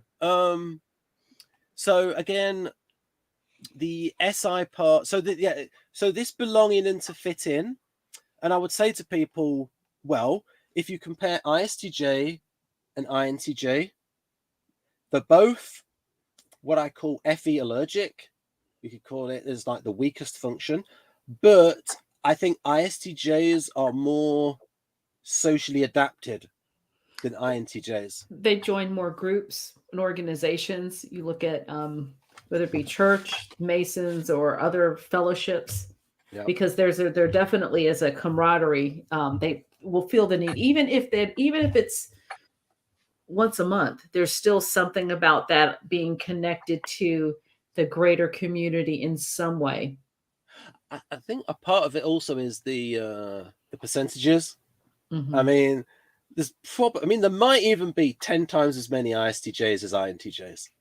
Yeah. If we that's true. Because I go with the Kersey idea that like 90% of people are concrete, that either artisan or guardian. What do you think, Sabrina? Your personal experience. My personal experience. Well, if living in my community, I would say it's about 25% when I look at the students whenever I've worked with students or tested students and or teachers who are from that same military community. Right. And so,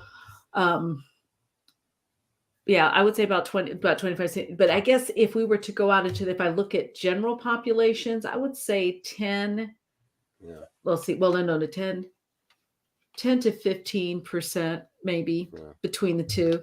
There's also this thing where maybe in working class, more tough areas, it's harder to see the intuitives. It is not appreciated, but I think it's there. And it's because I have found that in some places people view people with an intuitive preference as manipulative. There's still superstition when people come up with an idea or a concept that seems like it's out of the blue and they're not able to articulate why to the satisfaction of others. Something's got to be wrong with it. Because you also said there's that stigma against, what is it, black and nerdy? There's a stigma against being that. Absolutely. There's a big stigma, and it's kind of sad because if you look at the history throughout the world, even you look at Kersey, you look at Jung, there were always intuitives, so to speak, in every civilization, though whether they were the wise men or the shaman they've always been there. But it's just in our modern day culture, you can't do that. It is not cool. It's just not cool. But I don't know what there is to combat that. But as long as people have, and if people have enough people like them, where they can feel that it's okay to be who you are, it makes a difference. Yeah. It's not. I enjoyed coming from to that, having been in the air community with the military as a married person, coming to this community, because there were a lot more people across the board that sort of fit that. And I didn't, it wasn't like it was a complete oddity, but in general, yeah. Right then. So we got, again, the consequent values. Again, these are just, again, you know what consequent means. So again, I'll just focus on the actions. I'll look at the action. So this is one of these tests I have if I think someone might be a guardian. I ask them that question about, what do you think of description in novels? And I'll ask you, Christen, what do you think of description in novels? What kind of description do you like? Do you like too much? What do you want in your description in novels? Okay, so fiction novels. Yeah. I don't think about it. I just read them. Yeah, but I mean, do you enjoy it? Because I've sort of so Jonathan has complained about, and frequently intuitives complain about, the description in, say, the Song of Ice and Fire novels, where there's rich description of the sensory environment. Yes, Jonathan. Oh, I would say not all intuitives, more like I think he might be an INFP, in fact. So it could be his SI kicking in. I think he's INFP or ISTJ. Yeah, he has a problem with finishing stuff. See FI and yeah, but you never see FI and SI in his work. So I wouldn't say he's all intuitives, but definitely he's going into a lot of detail, and Tolkien goes into a lot of detail. He's probably more ISTJ. And I don't mind. I can like it, but after a while, it gets a bit tedious. I've seen other people who really, really like it, and they actually get annoyed with books that aren't like that, and they think they're badly written. Which again, probably Guardians and maybe NPs sometimes. I think it's yeah. So what I think is that, so when I ask them about this, I get the idea that when the Guardian is reading description, it's evocative for them. Just the mental images which it conjures up. It's rich, and it's that part of, it's almost like the hidden power of SI for the Guardian, the imaginative part. It's the imaginative function that's one of the hardest to see.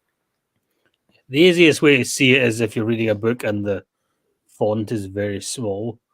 That means it's going into a lot of detail. If there's more space between the words, if there's less words on a page, there's probably less detail in it. That's a pretty straightforward thing. Like if you read, I think John Grisham is famous for his law books and stuff. He might be some kind of SJ because his books have a lot of detail, whereas James Patterson, he's probably an ESTP. He doesn't even write half his books. He much he has Oh yeah, and he has chapters that are Really? about 5 pages long, and then 2 blank pages. I mean, the eco warriors are probably really getting on him for like wasting about 100 pages. Yeah, in each That book was on my blank exact pages. thought when you said that. It was like, what? he's, I could use this as a notebook. yeah, James Patterson has got to the point where he'll actually ask people. He's got a business now where people will Yeah, he send farmed in, it all out. yeah, people will send in drafts for stories, and he'll pay them to basically he'll take their story, put his own little spin on it, and Yeah. as of as a co-writer. And they're getting money because, of course, they're selling because there's a James Patterson book and he's got the name. It's a very artisan approach to writing overall. Well, I was gonna say they need to just use Chat GPT for that. Like, really, dude? Like, Well, he probably will now because that might put him out of business, or maybe it'll put them out of business. Whatever, we'll see. Right. So Ben, you did you're gone. say something about written descriptions that create mental imagery. Yeah. Yes, that. Sensory description, I think more of like body sensations for some reason when I read that phrase, which is why I first kind of glossed over this. But the mental imagery and the detailed descriptions for me to be able to paint a mental image of what is happening, I really value that in a book. Otherwise, I'm going to fit it into some structure, something I already know, and imagine it happening there. And then when stuff happens in the story that doesn't match my existing landscape, I'm like, oh, wait, I got to reconstruct this picture now. Right. So that's the part of SI which comes from Jung. And that's the part that you can deduce from saying, okay, SI is about the senses and it's subjective. Okay, imagination, sensory imagination. You can deduce it. But all these other parts, you can't really deduce from it if you just call it sensing. So Van der Hoef's like, nah, it's instinct and we've got to describe it. So with all the other functions, with all the functions that are not sensory functions, you can deduce the main, like for example, subjective feeling. You can deduce what it's about from that subjective thinking, and it works. And it's like, oh, Jung got that part right. So yes, just some of these things like, as you were saying about stability, valuing law and order. The value behind that is the stability and the wanting as people to follow the rules because then it's safer. So you value law and order because you value safety. And so these are all, we don't really need to go through these, but I think this bit then talks about the actions which are consequent to those values, following standard operating procedure, which if you just looked at the behavior, you would say, this is classified as thinking. This is more logical, but it's why. Following standard operating procedure, thus reducing risk. Benefit, harder to blame for malpractice if the task goes wrong. Following health and safety guidelines, practicing good hygiene to avoid illness. So it's the motivation behind the behaviors that I'm looking at. Could you add in like standard relational procedures for SFJs who might be in HR or similar field or training? I think that would just come under like FE, part of FE. Yeah, I think sort of like what I would call that. Yeah, it's part of the general FE towards going towards. Yes, it's operating as standing out as a TE function. So, which is why I was thinking of an FE equivalent. Yeah.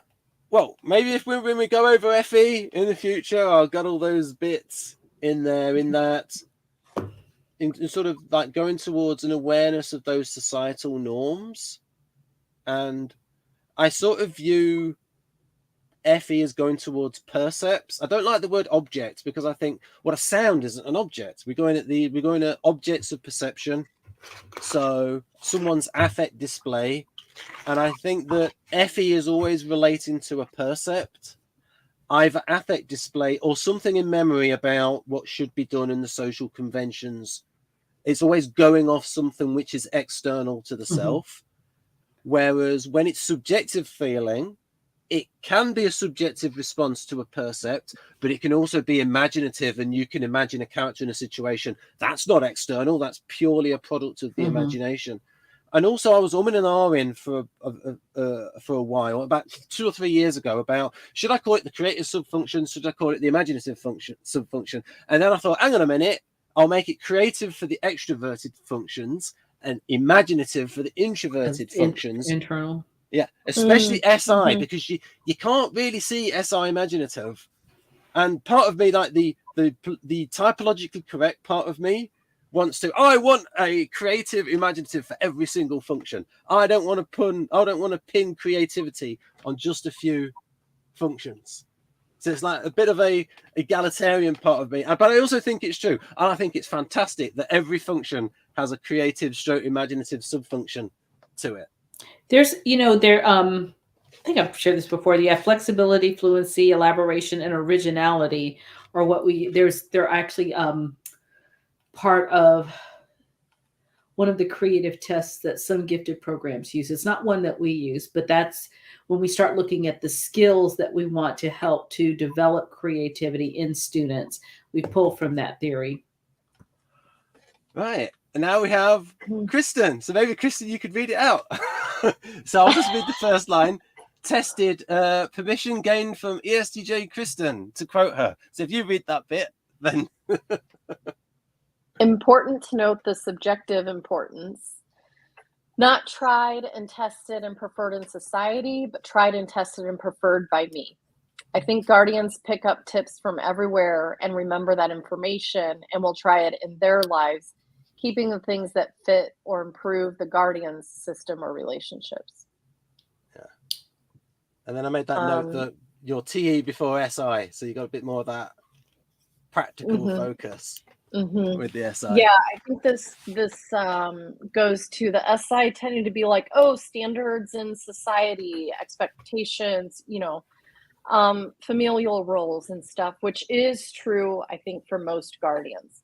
There is also, though, subjective experience that flavors us, I think, in particular ways, where you'll see like an ISFJ female who's working full-time and it's her husband working part-time at home, because there's some subjective experience in her world or her spouse's world where the flipping those norms came about for them. Yeah. And there was about the subject. So for example, there was a character in you might like this because it was a crime show, Christen. Homicide: Life on the Street. Haven't heard of it. Oh, it was based on the real Baltimore Police Department, and the characters were based on real people. Yes, Jonathan. Law and Order. Yeah, yes, it's related as a crossover episode. Yeah. It's the same universe as Law and Order, and Homicide came first. Okay. So there's a character in that, an ESTJ character, Al Giardella, and he's the real guy was based on Jerry Diodario. I think he's a white Italian guy, but they had Yaphet Kotto, really good actor, but he's black. And so I thought, okay, we're gonna have to make this character, but really, you're not really gonna buy it that he's mixed race, because like he's really black. Yeah, Yaphet Kotto. And you sent some videos of him. Yeah, yeah. So I was gonna say that sounds familiar. But what was interesting, and talking about the subjective factor, is he would talk about his Italian side. And he would talk Munch about, was on it. Yes. Yes. Yeah. And he would talk about brilliant actor and top tier, faultless. And I'm picky when it comes to actor. Wow, he just and he talked about life in Italy. They know how to live in Italy, but we don't live in Italy. We live in Baltimore, and it's like this is how you should do it. And Jeff and I, we analyzed all the episodes of Homicide. So if you watch it, Christen, you could watch the episode, then watch our review, my review with Jeff, and we talked typology quite a bit. And he would talk about how experience can affect the expression of temperament. So Al Giardella, and Jeff would say that he's learned from experience, say 30 years experience, that he gives the artisan detectives, because he's the supervisor of the detectives. he gives them their head to do it their way, but as soon as they ask him for help, it's like, well, you do it like this, and this. But like his first instinct is still to tell people how to do it. And Christen, I think you've said that that's your first instinct, but you've learned that it doesn't necessarily go well. So you have to learn to hold back on that instinct. Yeah, that is the instinct to supervise. Well, and that instinct to supervise, it's hard. It depends on the level that the student or the person that you're working with is, because it's if they're very beginning, they want that, but the more that they start to know, the more they want you to let those reins go. Interesting. Could you elaborate on that a bit about the reins? Well, I can give you a theory that has levels, but I'll give you one real life example that I had when I was training to teach for online instruction at Valdosta some years back. One of the things that I had to do was supervise a course for a semester, and I noticed at the end of the semester, when it was all said and done and I had to analyze the threads, that every time I spoke in a thread, it stopped the thread. That had never happened to me as a student when I was going through the program, but as an instructor, it happened. And it hurt my feelings a little bit. And I had to journal and share. And so I shared that with my instructor. And she says, you've learned that lesson a lot faster than a lot of people. And I said, what? I said, well, it was obvious when you pull it down. It's like, the thread's going. I say, oh, that's a great idea. And it stopped, and I couldn't understand why. And she says, they really don't want your opinion. These are graduate students who want to learn from each other, who are on the same plane. And she said, did you ever have that problem when you taught freshman or sophomore instruction, which I did do when I was stationed in Iceland? And I said, well, actually, no. She said, well, you know why? That's because they needed you. And so there is a theory, and I can send it to you if you want to, Gerald Gross, Stages of Development. And you have to go from being the gardener to the tender to basically the sage on the stage to the guide on the side. And he sort of walks you through, and you have to look at what is the level of experience the people already have, and where are they in their travels. So if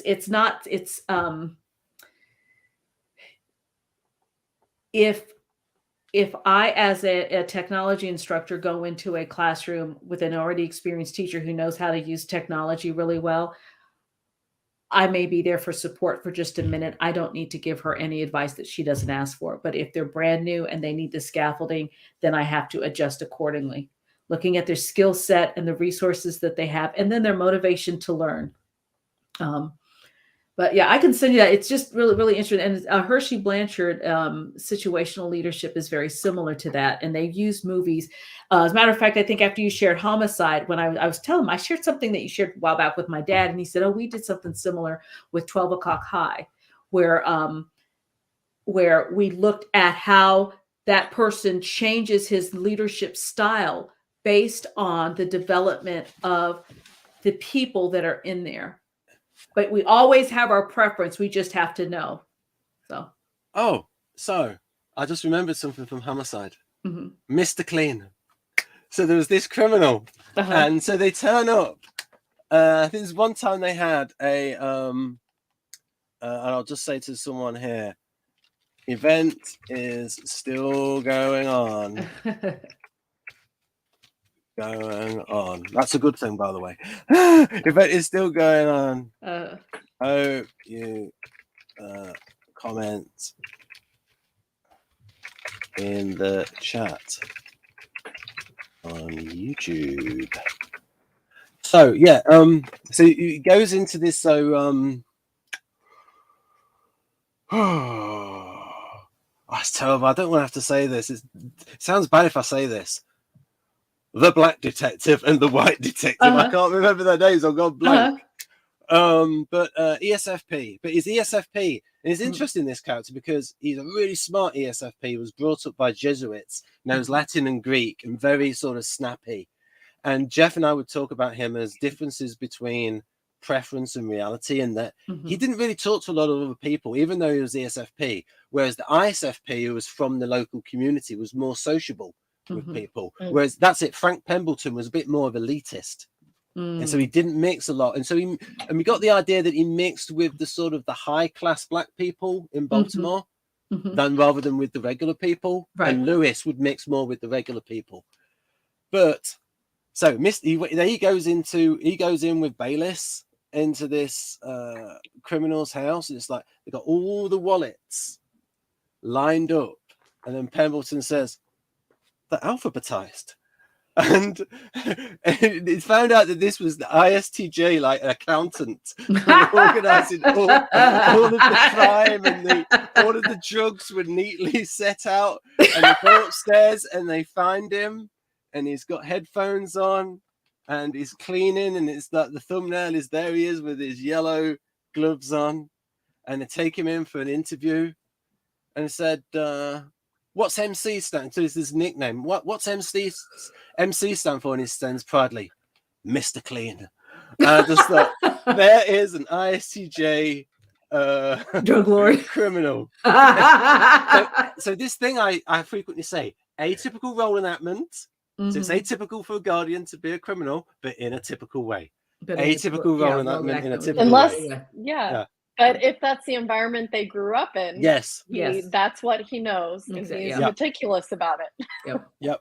And the same with Al Giardello when he would talk about Italian culture, and he would complain about. He said the music he grew up with, and he talked about he heard the black music, and he heard the Italian music, and he was complaining about the music of the 1990s being just a dull, thudding beat all the while. And I did a video on that, where it's like, and I did Al Giardello in SE mode and SI mode. SI mode when he's reminiscing about where he grew up, and then SE mode where he's like telling his detectives what to do and really supervising them.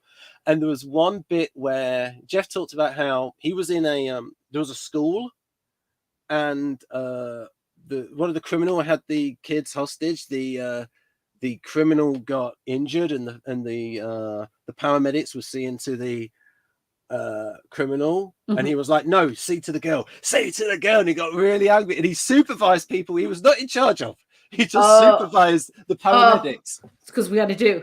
It's what I do. It's like it's his natural role enactment. Yeah. So homicide, life on the street, that would be a good one for you, Christen, because again, and it's the first one with Munchin. Yeah, I just see Yaski at Munch. Oh gosh, he just passed away. Love Richard Belzer.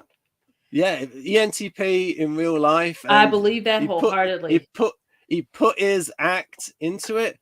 Yes. So I'll just say this for people, and I'm glad Christen reacted positively to this bit about about we have to be careful not to describe guardians as robots running socially constructed algorithms. They are better described as well adjusted to their particular culture, and as knowing how to progress within the social system. They go through the proper channels. Due to its guardian temperament, the ISTJ is less FE allergic than the INTJ. So that's sort of my way I frame it. Socially adjusted to how things work. Go through the proper channels. The proper channels, Sabrina, you mentioned earlier, like I think when there's like not a procedure in place, no one said, you're like, well, we've got to do it. I have noticed in several work situations something missing, and kind of started to sketch out a solution, but then I hold back because I'm like, well, that's not my place. And there's usually an in somewhere working around me that's like, oh, we need that, do that. I will not entirely on my own do it.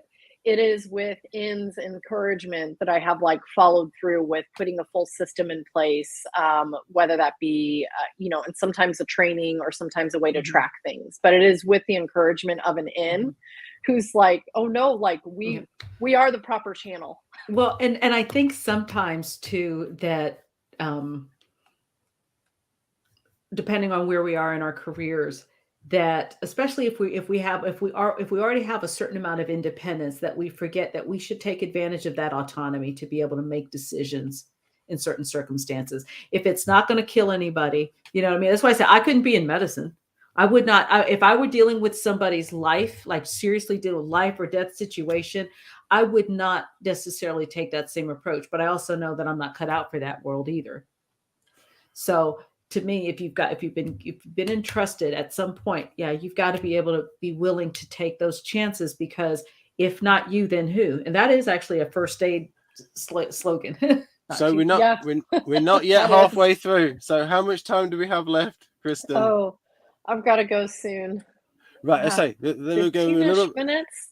15 We're gonna minutes. do- Okay, we'll get a speed on. 2 hours on the first half. Right, so here we go with so this bit where I put in belonging and to fit in, and then I put some values that are consequent to that. So if you want to belong and to fit in, I know there's overlap between those two. So doing my bit, the sense of contribution, cooperation, duty, honor, dependability, respectability, responsibility. I see those as consequent to, we could call these the root values of belonging and to fit in. These are like ways to sort of get to that. Like, if you're doing your bit, it helps you to fit in. Mm-hmm. And being cooperative helps you to fit in. And then I do this bit about cooperation. It's an SI value and an FE value. So even though, we are allowed to have a value in more than one function because we describe them, we're not making it up and making it all nice and symmetrical. Even though ISTJ is FE allergic, it's still cooperative. And then Dario Nadia mentioned with the EEG regions. Someone might be watching who doesn't agree with EEG, because I know someone who thinks EEG is really old-fashioned. So there we go. Oh, yeah, attend to social feedback, feel embarrassed. Now we've got to go through this quickly. Yeah, strongly. Oh, which bit? Go on, Kristen. Having a duty, especially to contribute, being dependable.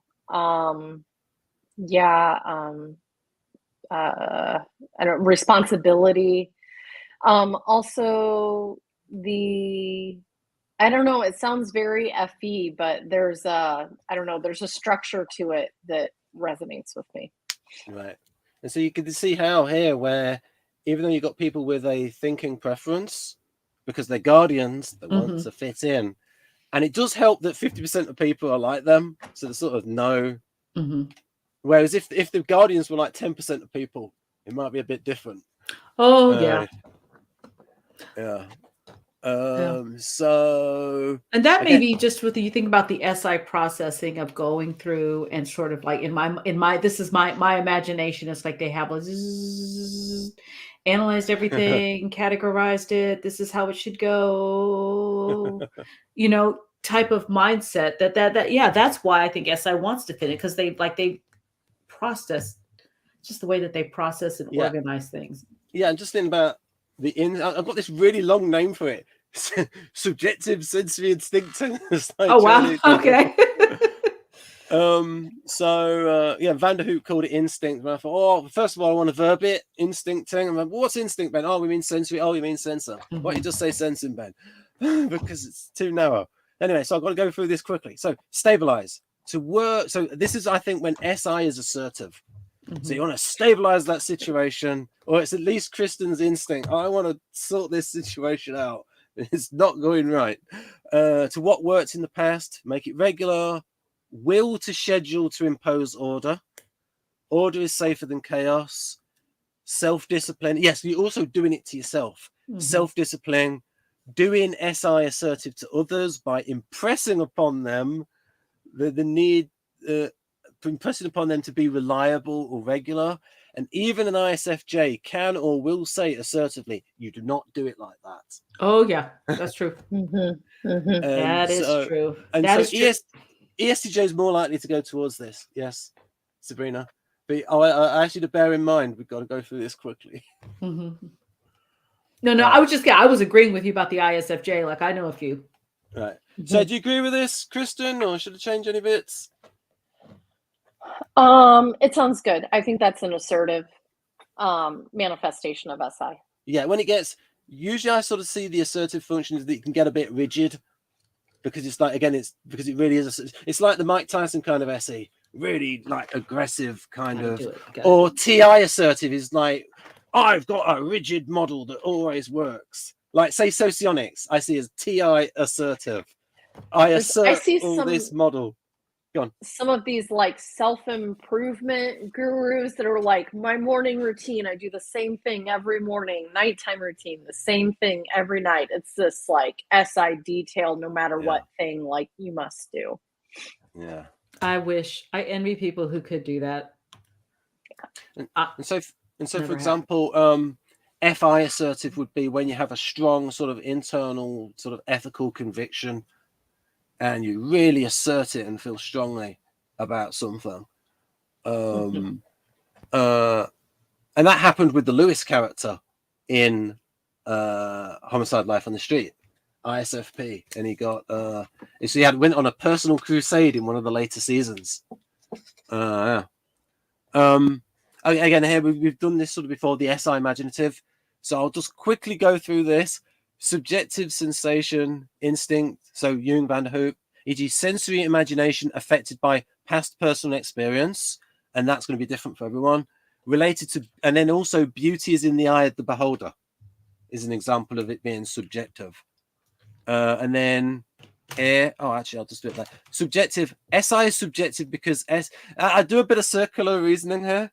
SI is subjective because SI imaginative is subjective, the way I defined it, because imagination is subjective. But I can at least say that imagination is subjective. Ask Guardians what they think of sensory description in novels, and they like it because it's evocative for them. So, and then this is from ISFP Patterson, and this shows the subjective part. When a lyric stimulates and provokes your senses, you draw the images from your own experiences. Mm-hmm. You fill Mike Reed's and Alan Shamblin's words with your stuff. They involve you, so the song becomes about you. Mm-hmm. That's the power of sense-bound writing. It pulls the listener into the song using his own memories as the song's material. And then it goes to me. So the listener's experience has a subjective side to it, consistent with folks reacting differently to the same music. It's fair to say that each person's experience is different to that experience. I may have messed up my language there. Is different due to that experience. Oh, due to that experience being subjectively colored by her emotional reaction. In sensory instincting, the emotional reaction to the stimulus is bound up with the stimulus. This reflects the brain's division between limbic emotion and cortical feeling. And then Guardians especially like humor with mental imagery. Surely I don't have to prove that mental imagery is subjective. Is that true of you, Christen? Do you like? Yes, like yeah, very fun. I can get a real kick out of sometimes just imagining in my own head, playing with a mental image. Yeah. That's the SI, because it's this thing that unless you ask, you just don't see it because it's so internal. The imaginative part of SI, and ironic, not so much ironic, but interestingly, it's ISFP is more likely to show it for temperament reasons. I think if you looked at, say, I think what we should do is if we looked at amateur, say, poets, you'd be able to see more Guardians rather than, say, people who are professional, say, songwriters, because the Guardians are not going to go into a risky career. Yeah, as much. That makes sense. Yeah. I mean, Jeff has persuaded me that Jay Leno might be a Guardian, but it's hard to think of Guardian people in, say, show business. Well, and he collects his motorcycles, and he's really a homebody in real life. Like if you ever see any interviews about him, if someone said that he was more introverted, I would believe it because just his home life seems like it has nothing to do with show business. Right. Now, I'll mention the idea of qualia. So you could look that up. Sabrina, you're a proper Enneagram 5. You might look that up. The idea of, there's a paper there, qualia. Qualia? Okay. Yeah, it's about the subjective sort of aspects of sensor, what you sort of bring to it. And you could read it and tell us what you think. And then I don't have to read it. It's Plato. Oh, goodness. Qualia, yeah. Stanford. Plato, Stanford.edu. Qualia, Stanford. Yeah. And then I just looked it up and I really like that word now. But Quayle. Yeah. Oh, well, so what do you like about it, Jonathan? It's just that it's a good word to have. It describes something that's really important to distinguish between that and what other people think, especially in typology. Come on, It's a- Jonathan, explain it then. Come on, quickly. The If word it's that for important. I've Yes. got a Google definition here. okay.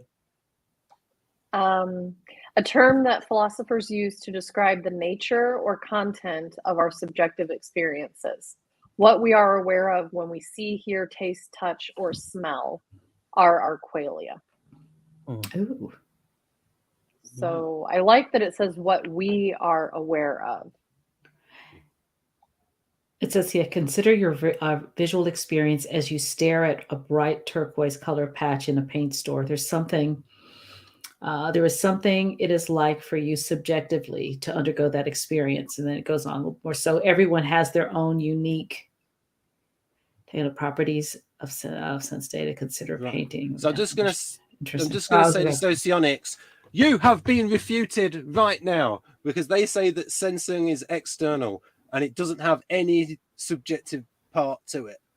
Because they have this stupid dichotomy called external versus internal, where sensing and thinking are completely external and there's no subjective side to thinking, no subjective side to sensing, and intuition and feeling are all subjective. And so that's one of the reasons why socionics goes wrong, is they have this stupid dichotomy. And I'm always complaining about it because I think every function has an empirical side and a subjective side. So in that sense, I agree with Jung. Yeah. And have you just seen there, qualia, the subjective side to sensor. Mm-hmm. Everybody's going to have their own. And then we got... yeah. Yep. I was going to say that's as biological as it is experiential too. I mean, just depending on what it is that you're, the way that you react to things. Yeah, say if someone's colorblind, or that's the first. There's that thing about that thought experiment about how do you describe the color red if you've never seen it before. Never seen it before. I think was it called something? There was like a song called like "What Mary Doesn't Know," and like she knew scientifically everything about red, but does she still understand red if she's not seen it before? I think there's that thought experiment. Oh yeah, and then about this is just my thought about many imaginative guardians are frequently uncreative as a profession because they see the arts as too risky a career. Also, the temperament goes to what has already been creative, i.e. the conventional. So guardians are more likely to be derivative stroke classical. I think though that in amateur, say poetry, you might see a higher instance of say ISFJs. Doing it for the pleasure of it, the sensory pleasure of it. So guardians are more likely to be, again, ISFP with Fish's Water SI is more likely than ISFJ to use imaginative SI to create art, at least professionally. Yeah. I've got about 1 minute. I'll have to hop off and let you guys wrap up. Right. Okay. Okay. You quickly read that, Christen, to yourself, and then comment on whatever jumps out at you. I think I'll be going as well because. Okay. I have been around a lot of SI using students who very sensitive to their internal state, and they voice it. Guardians will tell you about their mental. Yeah, I got that from Jeff. That is the truth. Let me show you my bunion or something. I have a family member who is the That's keeper perfectly worded, Sabrina. of Good family comedy memory. points. I have a family member who is the keeper of family memories and can also give me the most detailed information about I can get the equal amount of detail about something that happened in their childhood 70 years ago and about current medical issues. Which it's really endearing and special to be able to hear memories like that from so long ago in so much detail. It's really special.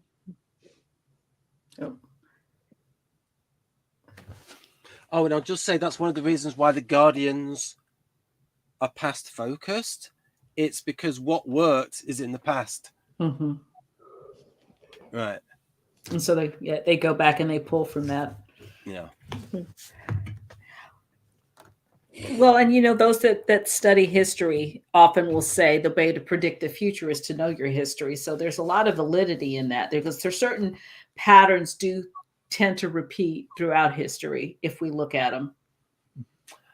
History, Also, history doesn't repeat, it rhymes. That's the thing. Yeah. It It runs. rhymes. It runs. Yeah, that was that. Rhymes. Rhymes. Like a rhyme. Rhymes. Like a rhymes. poem. Rhymes. Oh. Yeah. Yes, that American, That's that good, good American Jonathan. humorist. What was it? Mark Twain. I think he came Maybe. up with that. Mark Twain. Yeah. The point is, you won't find exact parallels, but you'll find certain patterns repeating. Patterns. Yeah. Yeah. Yeah, and then just about ISFJ that it correlates. And Kurz's intellects correlate nicely to the functions. Mm-hmm. Like the top two, the dominant and the auxiliary. Yes. So with the SI and the FE, so you're helping people on a physical level, and then NI with FE helping people on a psychological level for the NFJs. Yeah. Well, one thing I will say, going back and actually taking the time to look at Vanderhoop's work, I can definitely say that just throughout education, whenever I see 8 models that are used to explain a phenomena that we're trying to figure out, I'm thinking there are a lot of people that are using this, but aren't saying overtly that that's who they're using, because there's just a lot. I mean, gosh, if I was one of those, tell all kinds of people, I'd be like, you didn't mention Vanderhoop. It's like, but I have seen stuff, not verbatim, but it's the same underlying theory. And it's one of the things that I have found where I get frustrated when I hear elitists say things like, Myers-Briggs is not statistically. It's like, shut up. Yeah, it is. You're lying. Because it's also what it might be, Sabrina, is when they wrote these books, it's like there were ex-library books, and probably, nobody else is going to see this. Nobody's going to read it. Oh, I believe you. Because you remember back in the day, it was extremely hard to get a book that was out of print. Yes. And you had to hunt around second-hand books. Yep. And I have a few but actually, you know what? That when I got this one, this one I actually ordered when I did the certification, but there are a few of them that I have that are old library books, and this one here, Routledge, or I think is it Routledge or Routledge, will. I think it's Routledge. Routledge every so often will do reprints of historical books. So I was able to get this conscious orientation in a reprint not that long ago, and it's in Kindle now. And what was funny was, prior to buying it, I kept watching it. I put it on my list because people were complaining about the printing of it. But I think once I saw that it was in Kindle, I was like, okay, that means that somebody has loose print of it, and they're able to, because what they were doing was they were copying old library books and selling it on Amazon. But this one, once they made the Kindle, it's not like that. So I had this one, and then I have another one by Vanderhoop that is where he talks about Jung and Freud's work in particular. It was a bit more so it's like you can see those were like his initial thoughts a year or two after Psychological Types came out. And then when he did Conscious Orientation, he's like, so he had like 15 years to think about it. Yes. And he was a practicing psychiatrist. Yes. And then you could see how he differed from Jung by the time he got, and Vanderhoop was taught by and analyzed by Jung folks. Well, and I will say one other thing that I noticed in here was that he has a section on psychoses in here. And I started going back and forth, and I started thinking, interesting. And there you go. Yeah. I think the title has held the book back. People need to know, hey, Vanderhoop, in future, people need to know this is a typology book. Oh yeah, because there's nothing. If you look at this doesn't say anything here. Even on this little copy, you just think it's a philosophy book. Yeah. Yeah. Conscious orientation, but yeah, this is definitely, like I said, I have the Kindle. I told my daughter to, because she's my other person on my account, and I told her to download it. I said, you're going to see some really interesting things in here, because in her case, with the work that she does with students suffer from on the autism spectrum. Yep. She let's see what mine looks like. Yeah, this is yep, it's the same. So, I- Jonathan, I'd like your feedback on this because Jonathan's looked at the DSM, and so Yeah, you I could would- compare it and I see. would really be Yeah. curious. Yeah. Because All right, I'm gonna jet. Okay. Guys, Okay. it was good Okay, to see Christen. you all. see Thank you you. later. All right. See ya. See ya. Yeah. But yeah, it would be interesting to see see how this compares, because I was telling her, because I said to her, I said, well, it says here, they NI and schizoid. She says, Mom, autism was actually considered a form of schizophrenia before they separated that out. And I was like, really? She said yes. And so she was going through, and I said, read the book. I want to hear what she has to say on it, mainly because I she's have got more knowledge in that than I do. there's something you maybe should look at first. If I was a proper INTP, if I was any INTP Enneagram 5 and I didn't have ADHD, I'd probably have read all of Physique and Character by Kretschmer. And yeah, because he disagrees with Kretschmer because he's saying that in this book. Wait. And he Hold on. refers to Physique and Character. So Okay. if you read Physique and Character first, although Physique and Character, I think, is a comedy genius, Ernst Kretschmer, because I've gone over before all those funny little bits that he put in. Let me. Well, what I want to do is, because I want to say that maybe we have. Let's see, Kretschmer. Yeah, I spell it as Kretz, Chmer. It's Kretschmer. I have that. I think we've had this discussion because it's in my Kindle, and I've got that. And he's got the little head shapes and all that other stuff in there. Yes. But I had not looked at it. These were things I got when the minute they were available in the Kindle, then I knew that I could get the paperback in a decent way, because I like having this to share with my daughter. I like having this because I always say I do a bend to my books. You're now a verb. But but that being said, like I said, this is I've really been enjoying going through this. But if you, Jonathan, like I said, I have a copy of the DSM. I have not really gone through it. I won't even pretend to know that in any detail, but I just found that the personality and the comorbidity of some of these things are interesting, because it made me wonder if that was some of where Dr. Kersey came up with the idea for Dark Escape. Well, the DSM's got a long, complicated history. I know that his son despises it with every fiber of his being. It's the main thing with DSM and typology is that because the DSM is more official and considered more authoritative, all of typologists will try and correlate particular types with particular conditions or personality disorders, whatever, with varying degrees of accuracy and success. Part of the problem, though, is that the DSM goes through different editions.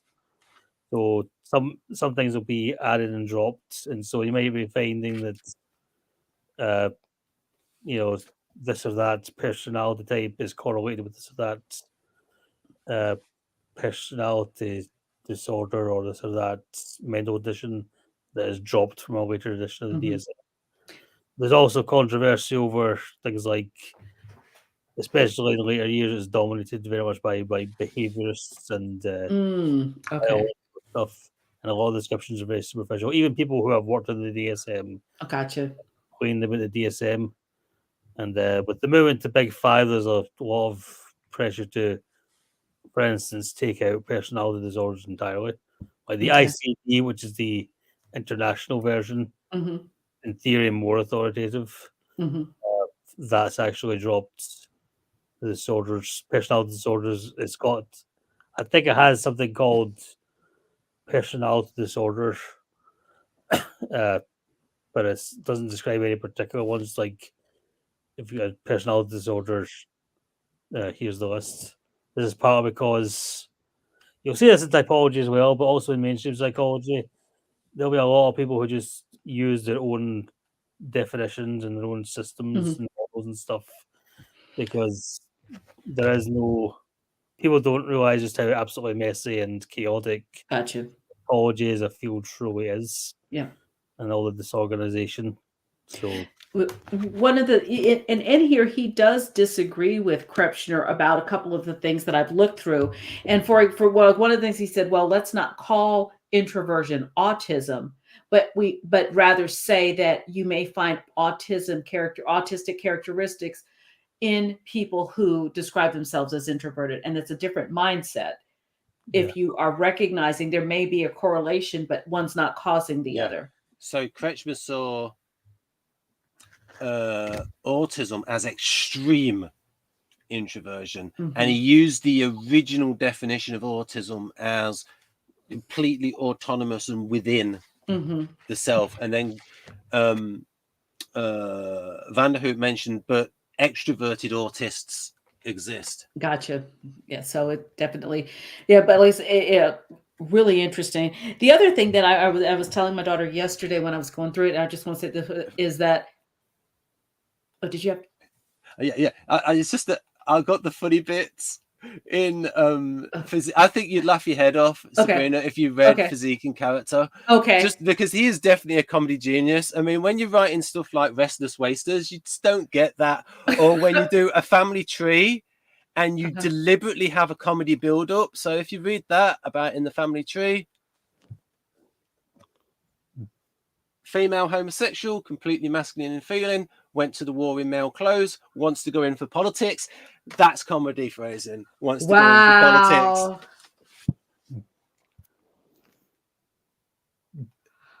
Wow, dude. Oh, okay. Yeah, there's loads of bits. I've just gone through it and highlighted all the bits that are funny. Wow. And they're not in the other books. And then there's the bit, I love how he describes someone who's asthenic as T.E. Dom is a boisterous fellow. Who never meant any harm. Here we go. This is how we describe an introvert. A schizoid men have the surface and a depth, cuttingly brutal, dull and silky, bitingly sarcastic, or timidly retiring, like a mollusk without a shell. One cannot study the schizophrenic inner life in all its fullness from peasants. Kings and poets are good enough for that. Wow. Yeah. Yeah. He was loving this. He was having a whole, some fat lout. I mean, it's just like, this is like 90 people, probably like me, who's like putting gags in and just putting these little bits in. Wow. But one of the things about Cret is he said, look, there's not a relationship between physique and character amongst normal people. It's only people who have a condition which is the result of an hormonal abnormality. Gotcha. Okay. That has led to. So, for example, say a woman that went through puberty and there's different, or someone who had a tumor that led to, and of course they called hormones in those days secretions of the blood. Yeah. And right, here we go. Yeah. Anyway, I'm going to go. So okay. So I talk DSM, whatever, some other time I can do that. Okay. Yeah, that'd be good. That would be good. I'd like to learn more. I didn't try, before we go, folks, I want to get to the funny bits in this book about bye, Jonathan. We're going to get to the funny bits in this book. I think I've gone around. It is a hot mess.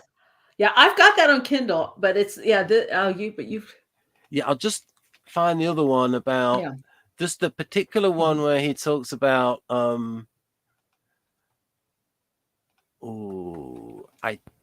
gotta try and Theory of the Temperaments. It might be in. Let's see if it's in there. And that's in that same book, the same Krebsner book. Yeah, that's in the same Kretschmer book. It's what I love is the way he describes what asthenic means, and he gives it the big comedy build up.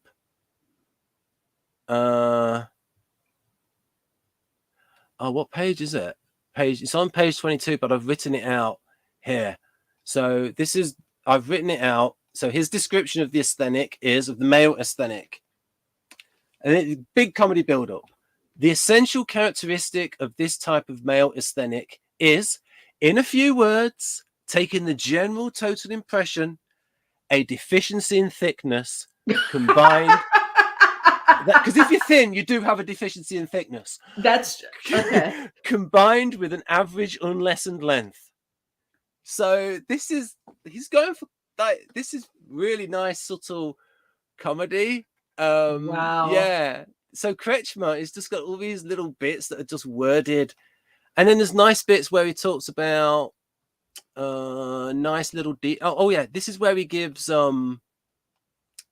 this gets translated to jolly organizers on that Got website. you. Okay, Jolly. I saw when you wrote that. Yeah. The Jolly. Yeah. And then and this is where it gets a little bit tricky because for example, that's how Kersey saw it.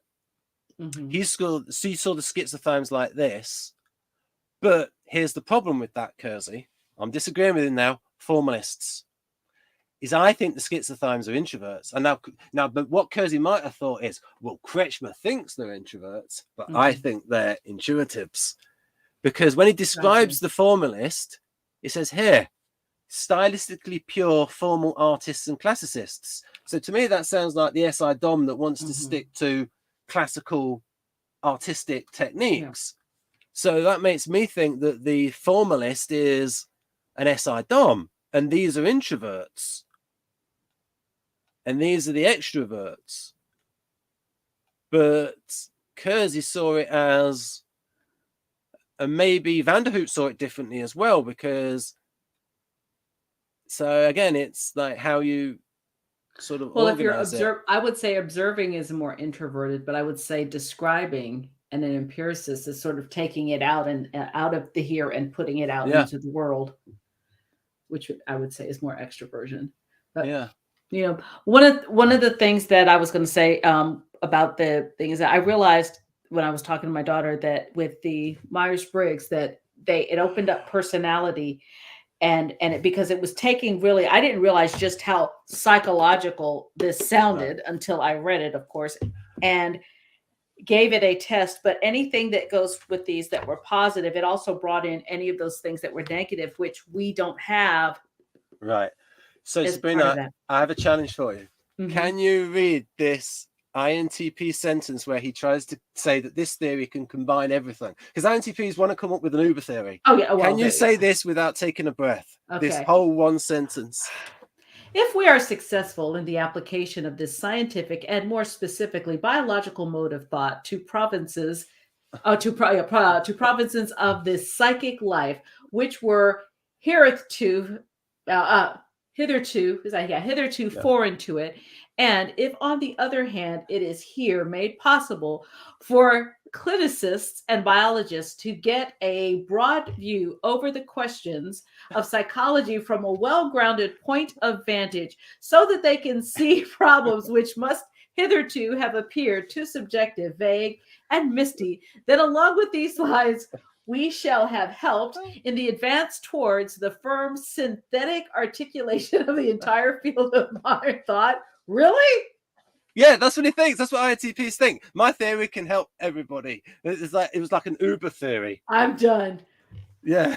Everything, the world can now cease to exist. I have figured it out. Yeah, you know what? Y'all do that. I did. Look at Dave. Dave, yeah, he tries to do the Uber theory that explains the mega theory. I would just want it. It's all. Yeah. So that is a Uber a proper sentence.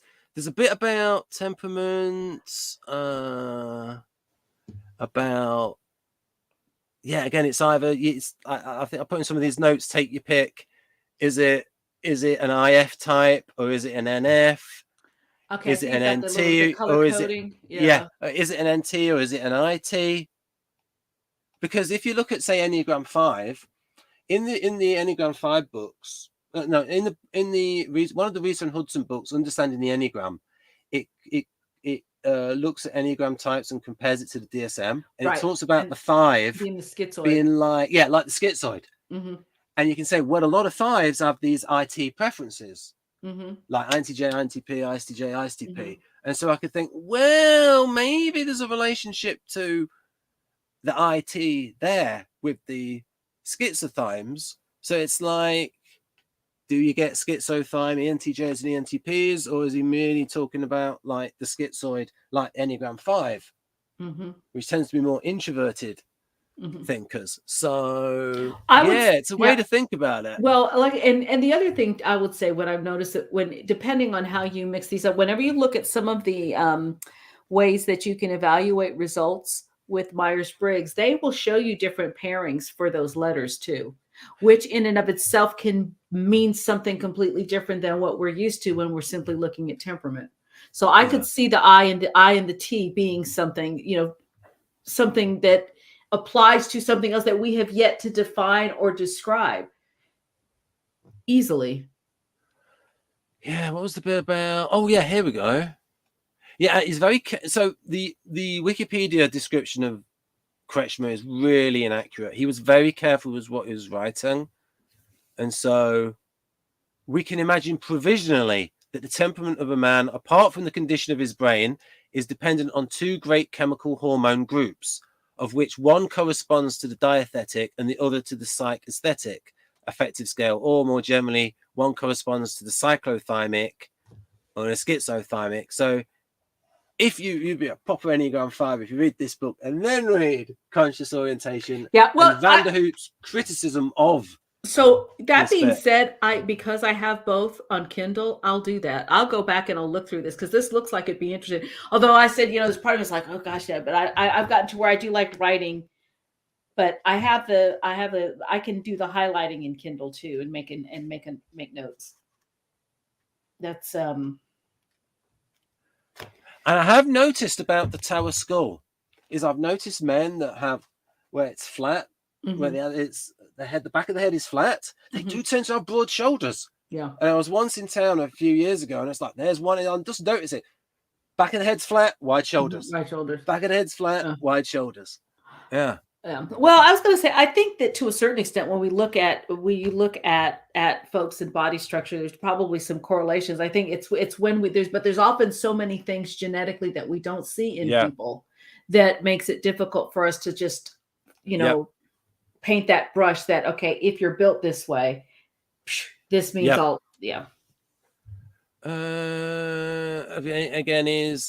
he gives specific examples of people who, again, they have a condition that's because of like a tumor of a particular gland, where you just get too much of a particular hormone. Well, I know pituitary and hypothalamus are two things that in general that will. Oh, and then I did this diagram of like just the nice little overlaps of ideas, where you've got the idea that the constitution is the inherited mental qualities and the bodily correlates, but ignores nature. But someone's character involves someone's character is partly due to nurture, and it's part of the inherited mental qualities, but it ignores the bodily correlates. So I did that for myself to sort of get the idea of how they overlap those two different terms.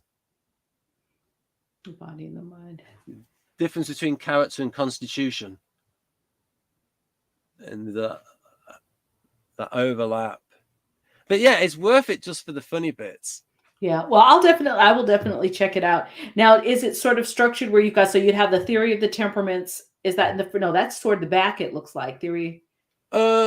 Yeah, that's a sort of a summary. He's got. Oh, it's a summary. The first half of the book is like looking at physical things, like how it like the measure, like the different kinds of physique, and in the character section, he talks about schizothymes. And then he talks about the genius schizothymes, because he wrote a book previous to that, shows its age, Psychology of Men of Genius, and he concentrates on German men. Gotcha. And then,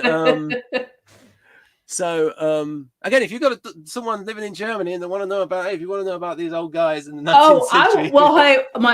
Absolutely. Oh, I will definitely, especially because it's related to psychology. I think that, I know somebody.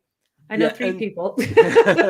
And so he talks about cyclothymes, and again, and in those family trees, it was talking about, well, these people are cyclothymes, and it's like they're either sort of like psychiatric patients, or they tend to be like, what it looks like an intuitive, or you could say it's an introvert. Or you could say it's an IT type. And like I said, it's how you look at it as to like, are these intuitives or are these introverts? Right. And then it goes back to Kretschmer's So it might be, this is what, so it's a question of two things. One, are we sure that Kretschmer thought that schizophrenics were introverts? Mm-hmm. And that's question one. Or question two is this one. Kretschmer thought he was describing introverts, Mm-hmm. but really he was describing something else. And that's sort of where Vanderhoop is coming from, where he says, yes, but autism is not just extreme introversion. There Right. are extroverted autists. Right. And I could argue that that could be related to bad FI, because so ESTPs and ENTPs can have a terrible theory of mind, just in terms of they can read affect display, but not what's going on inside someone's head. Mm-hmm. I mean, today they would say, oh, that's brain reader. So it might get towards that, but I don't wish to be too cheeky. Yeah. Well, it's, and what I kind of enjoy in all of this is this was done, some of this stuff Jung was 100 years ago now, and this is what, 90,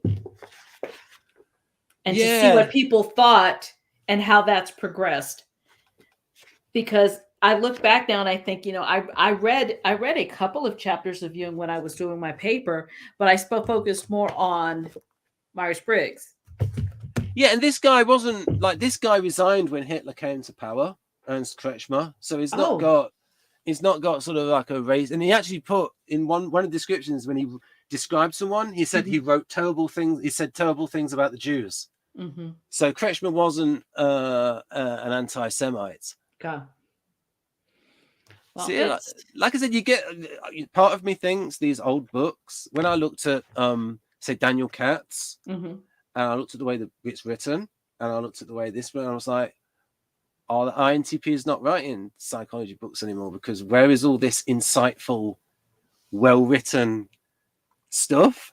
Because there doesn't seem to be the same caliber of people working in typology at the moment. Maybe they're working in other fields. Maybe they're actually working in something proper like cognitive psychology rather than doing this. Yeah. Well, I think anytime something goes mainstream, those that sort of found it go find somewhere else to jump. It's like, okay, it's too common now. There's a little bit of an element of that. I mean, you've read a lot of, you're the kind of person who's probably read a lot of papers over the generations. Has the style of writing changed? Do you think people are sort of less, in other words, less good writers?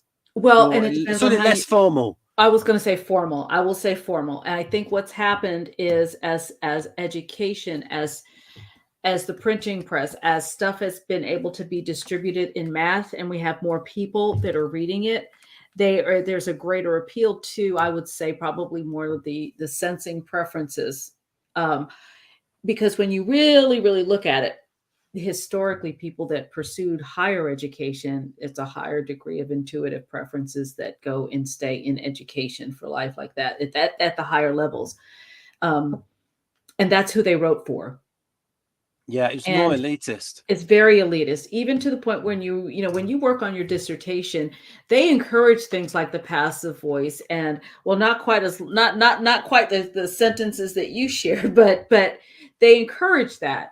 And will say, I still do that. I still go into passive voice. Yeah, and they will encourage that, and they will say, this is not for everybody. This is for those who aspire to elevate to this level. So there's in academia, there's their own unique intuitive language, and like I said, they will straight out tell you that, even down to when you present, there are things that you're not supposed to do.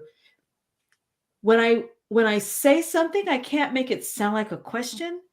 I have to say something and be very direct. Like there's a training process, because if I do like that, it makes it sound like I'm not really serious. Or you can't do, the vocal fry. Yeah. They're very specific things. So that being said, that's the masses. You don't do that in academia. What I sort of, it's like when you'll see with Vanderhoop that it's these fine distinctions in insights, just the insightfulness, and we saw that with Daniel Katz. It's like where is it's like that same caliber. And I know it's more elitist, and it's cause I have this thing about Linda Berens where I think I would like to see the stuff that she writes for her peers rather than her introductory materials, because when she was writing for her peers and say these bulletins for the American Association of Psychological Types, I think that is where I would get the real Linda Berens. Right. Whereas when she's writing these introductory materials, I can't really judge her full intellect because she's writing at an introductory level. And then again, if the goal is to take something that was once up here to the masses, you have to give it to them in their language, and you have to be able to adapt to different styles. And you can see that when you go from Jung to Myers to Kersey to something like True Colors. Yeah. True Colors, or to Disc, or some of those things. It's made fun. Why? Because you go to personology though, Kersey reverts back to type. Yeah. Yeah. It's very INTP. And one review, sorry for the interruption, I remember one review of the personality said this book was written only for INTPs. I saw that. I actually have a review on there too, and I felt like I got busted when Dave found it. Because he recognized me and was like, wait a minute. But I didn't say that. But I laughed when I saw that. I was like, yeah, that's about right. or it said INTPs or INTJs that really know their typology theory. It was, but it's definitely, he went back true to type. But again, if you're trying to make something that's commercial, you have to appeal. And then you start using the devices that we use in order to capture and hold attention of people with short attention spans. What I do for people who are intuitive is I show them bits and personality, say, hey, look, it was clever. Look at this. Because people think he dumbed it down, and it's like, we've not read his books. You got to go back. I'm really annoyed, but I can give an example. This book, and I even got the flipping name out, and I don't really want to, but it's this. Oh, I don't want to give the name out because you'll go and read it and you'll give them money. But I'll just wait. Let me see. Well, unless I've already done it. But they criticize Kersey for being a behaviorist, and I'm like, oh, okay. Let me see. Motivation. Let me see. Okay, just for you and just the audience watching, though, I'm not happy. I'm not endorsing the book. Cognitive type. Bifacialism. See, so that's why I got, because I was interested in but it's not, it doesn't work right though. I mean, it's like someone moves their eyebrow up, it means FI. No, you can't go that far. You can go as far with, say, normally INTJs are not as facially expressive as ESFJs. Yes, I'm on board with that. But you even see some of their celebrity typings at the back. But it's all this rubbishing of other systems in order to promote your own system, and basically saying that Kersey was a behaviorist. And I sent him a message saying, look, half of Kersey is motivation. And Linda Berens even calls the temperaments essential motivator patterns. But, it's just attacking the... so that annoys me. And I think that has been conflated because he worked with boys that had behavior problems. Yeah. And so, because people that are in the know will say that he was more into the Gestalt. That was his... Yes, that's why he was against the elements, because that was a reaction against Freud and Jung. Yeah. And so he's a bit more of that systems theory. But I'm glad he didn't do functions, because no point just reading someone who repeats. But we get his intellects, and they correlate. They correlate. To functions. Well, I was going to say, and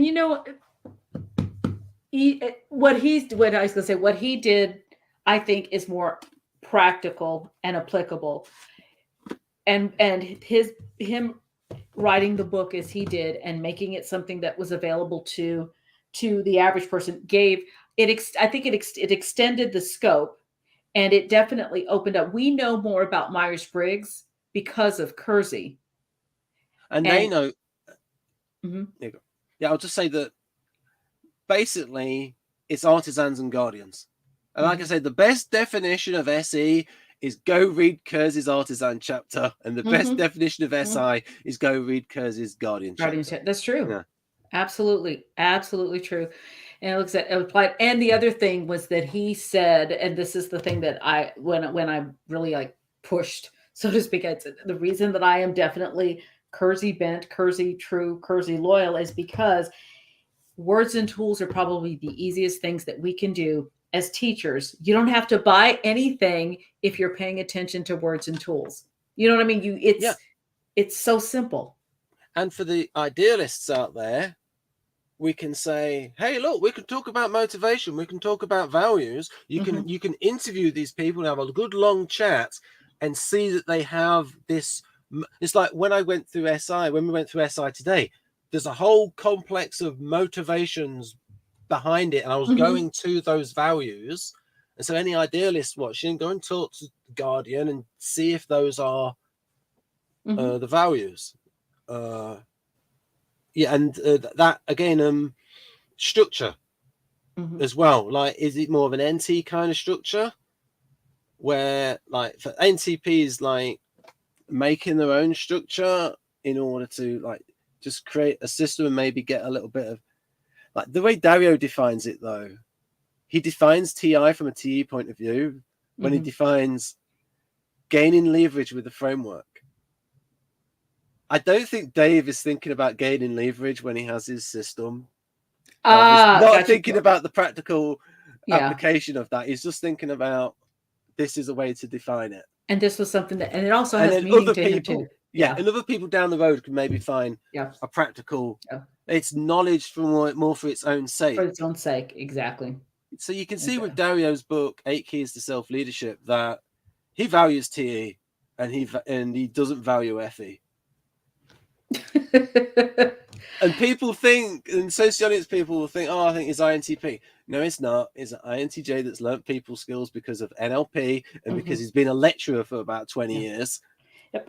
Well, and you know, one of the things that I remember him saying on one of your videos was that he also, and I can relate to this, he spent time in a tourist-like culture. You know, if you live somewhere where certain things are expected, you'll behave accordingly. But it doesn't mean that you, and to me, it's like, can I do it? Yes. Do I go looking for it? No, I don't go looking for that. It's something that I know how to do. And the other thing too, I think that happens a lot of times, especially with people who are either practitioners or who have been affiliated with type for a long time. The older we get, the more pliable, hopefully, we've become about certain things when it comes to dealing with people. We learn to select our battles better and learn to maybe stop and reflect before we react. Hopefully, I try than we did when we were younger. I had that. There was less of a filter. Have I spelt it correctly? I think it's C-A-R-I. I think it's 2 B's. Oh, darn it. I'm terrible with double letters. And it's 1 R and 2 B's. Ah, right. Okay. And if you think about it, because it's Carib Indians, so it's Carib, right. C-A-R-I-B. Yeah. Right. Yeah. So like I said, that plays, and you know, I remember my mom one time, I said something to her one time, like, do we have to have mandatory socialization? And she looked mortified. She was very much the guardian, but she was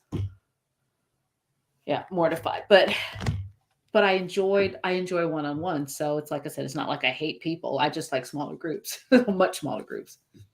Right. So I've got to go now. All right. I have an ISFP to converse with. Well, you enjoy. I shall chat with you later. And this was fun. And right, I'm going to be looking up that other book, even though you told me you don't want me to buy it. Because it's that he just gets everything wrong. And I just don't like him bashing Kersey. Like, I don't like him. I will. Especially when they misrepresent Kersey. At least criticize what it actually is. What it is. Yeah.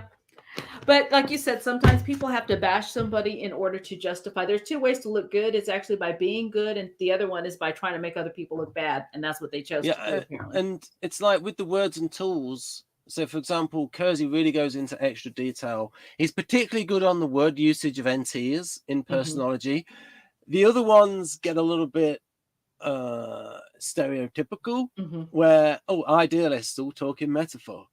And it's got the usage is metaphorical, the reference is prophetic, and the sequence is intuitive or deductive. Yeah. Well, that's true of, say, someone like Tamsi, who you've met in Canada, who's very INFJ. She really fits. She's also so creative. Yeah. So yeah, Tamsi. And let me say one thing. I found even in my own research that our words definitely differ with statistical significance. NT are complex and lexically dense. Nobody can read it, and you use a lot of different words to describe things. Long, boring sentences. And those distinctions, particularly with INTP, is looking for distinctions. Yeah. Well, when I did it NTs as a collective, but you know what? It would be interesting now to go back. Well, I was going to say, I don't know if I could to find out, okay, which ones were the NTs and which ones were the NTJs, but you could see it in like the artisans, short sentences, easy to read. Yeah, I have. I have a review by the two artisans of Gregory Bateson, who was probably INTP or ENTP. And so they have a review of Gregory Bateson, and I just think it sounds like an STP commenting on how an INTP writes. And it was something like,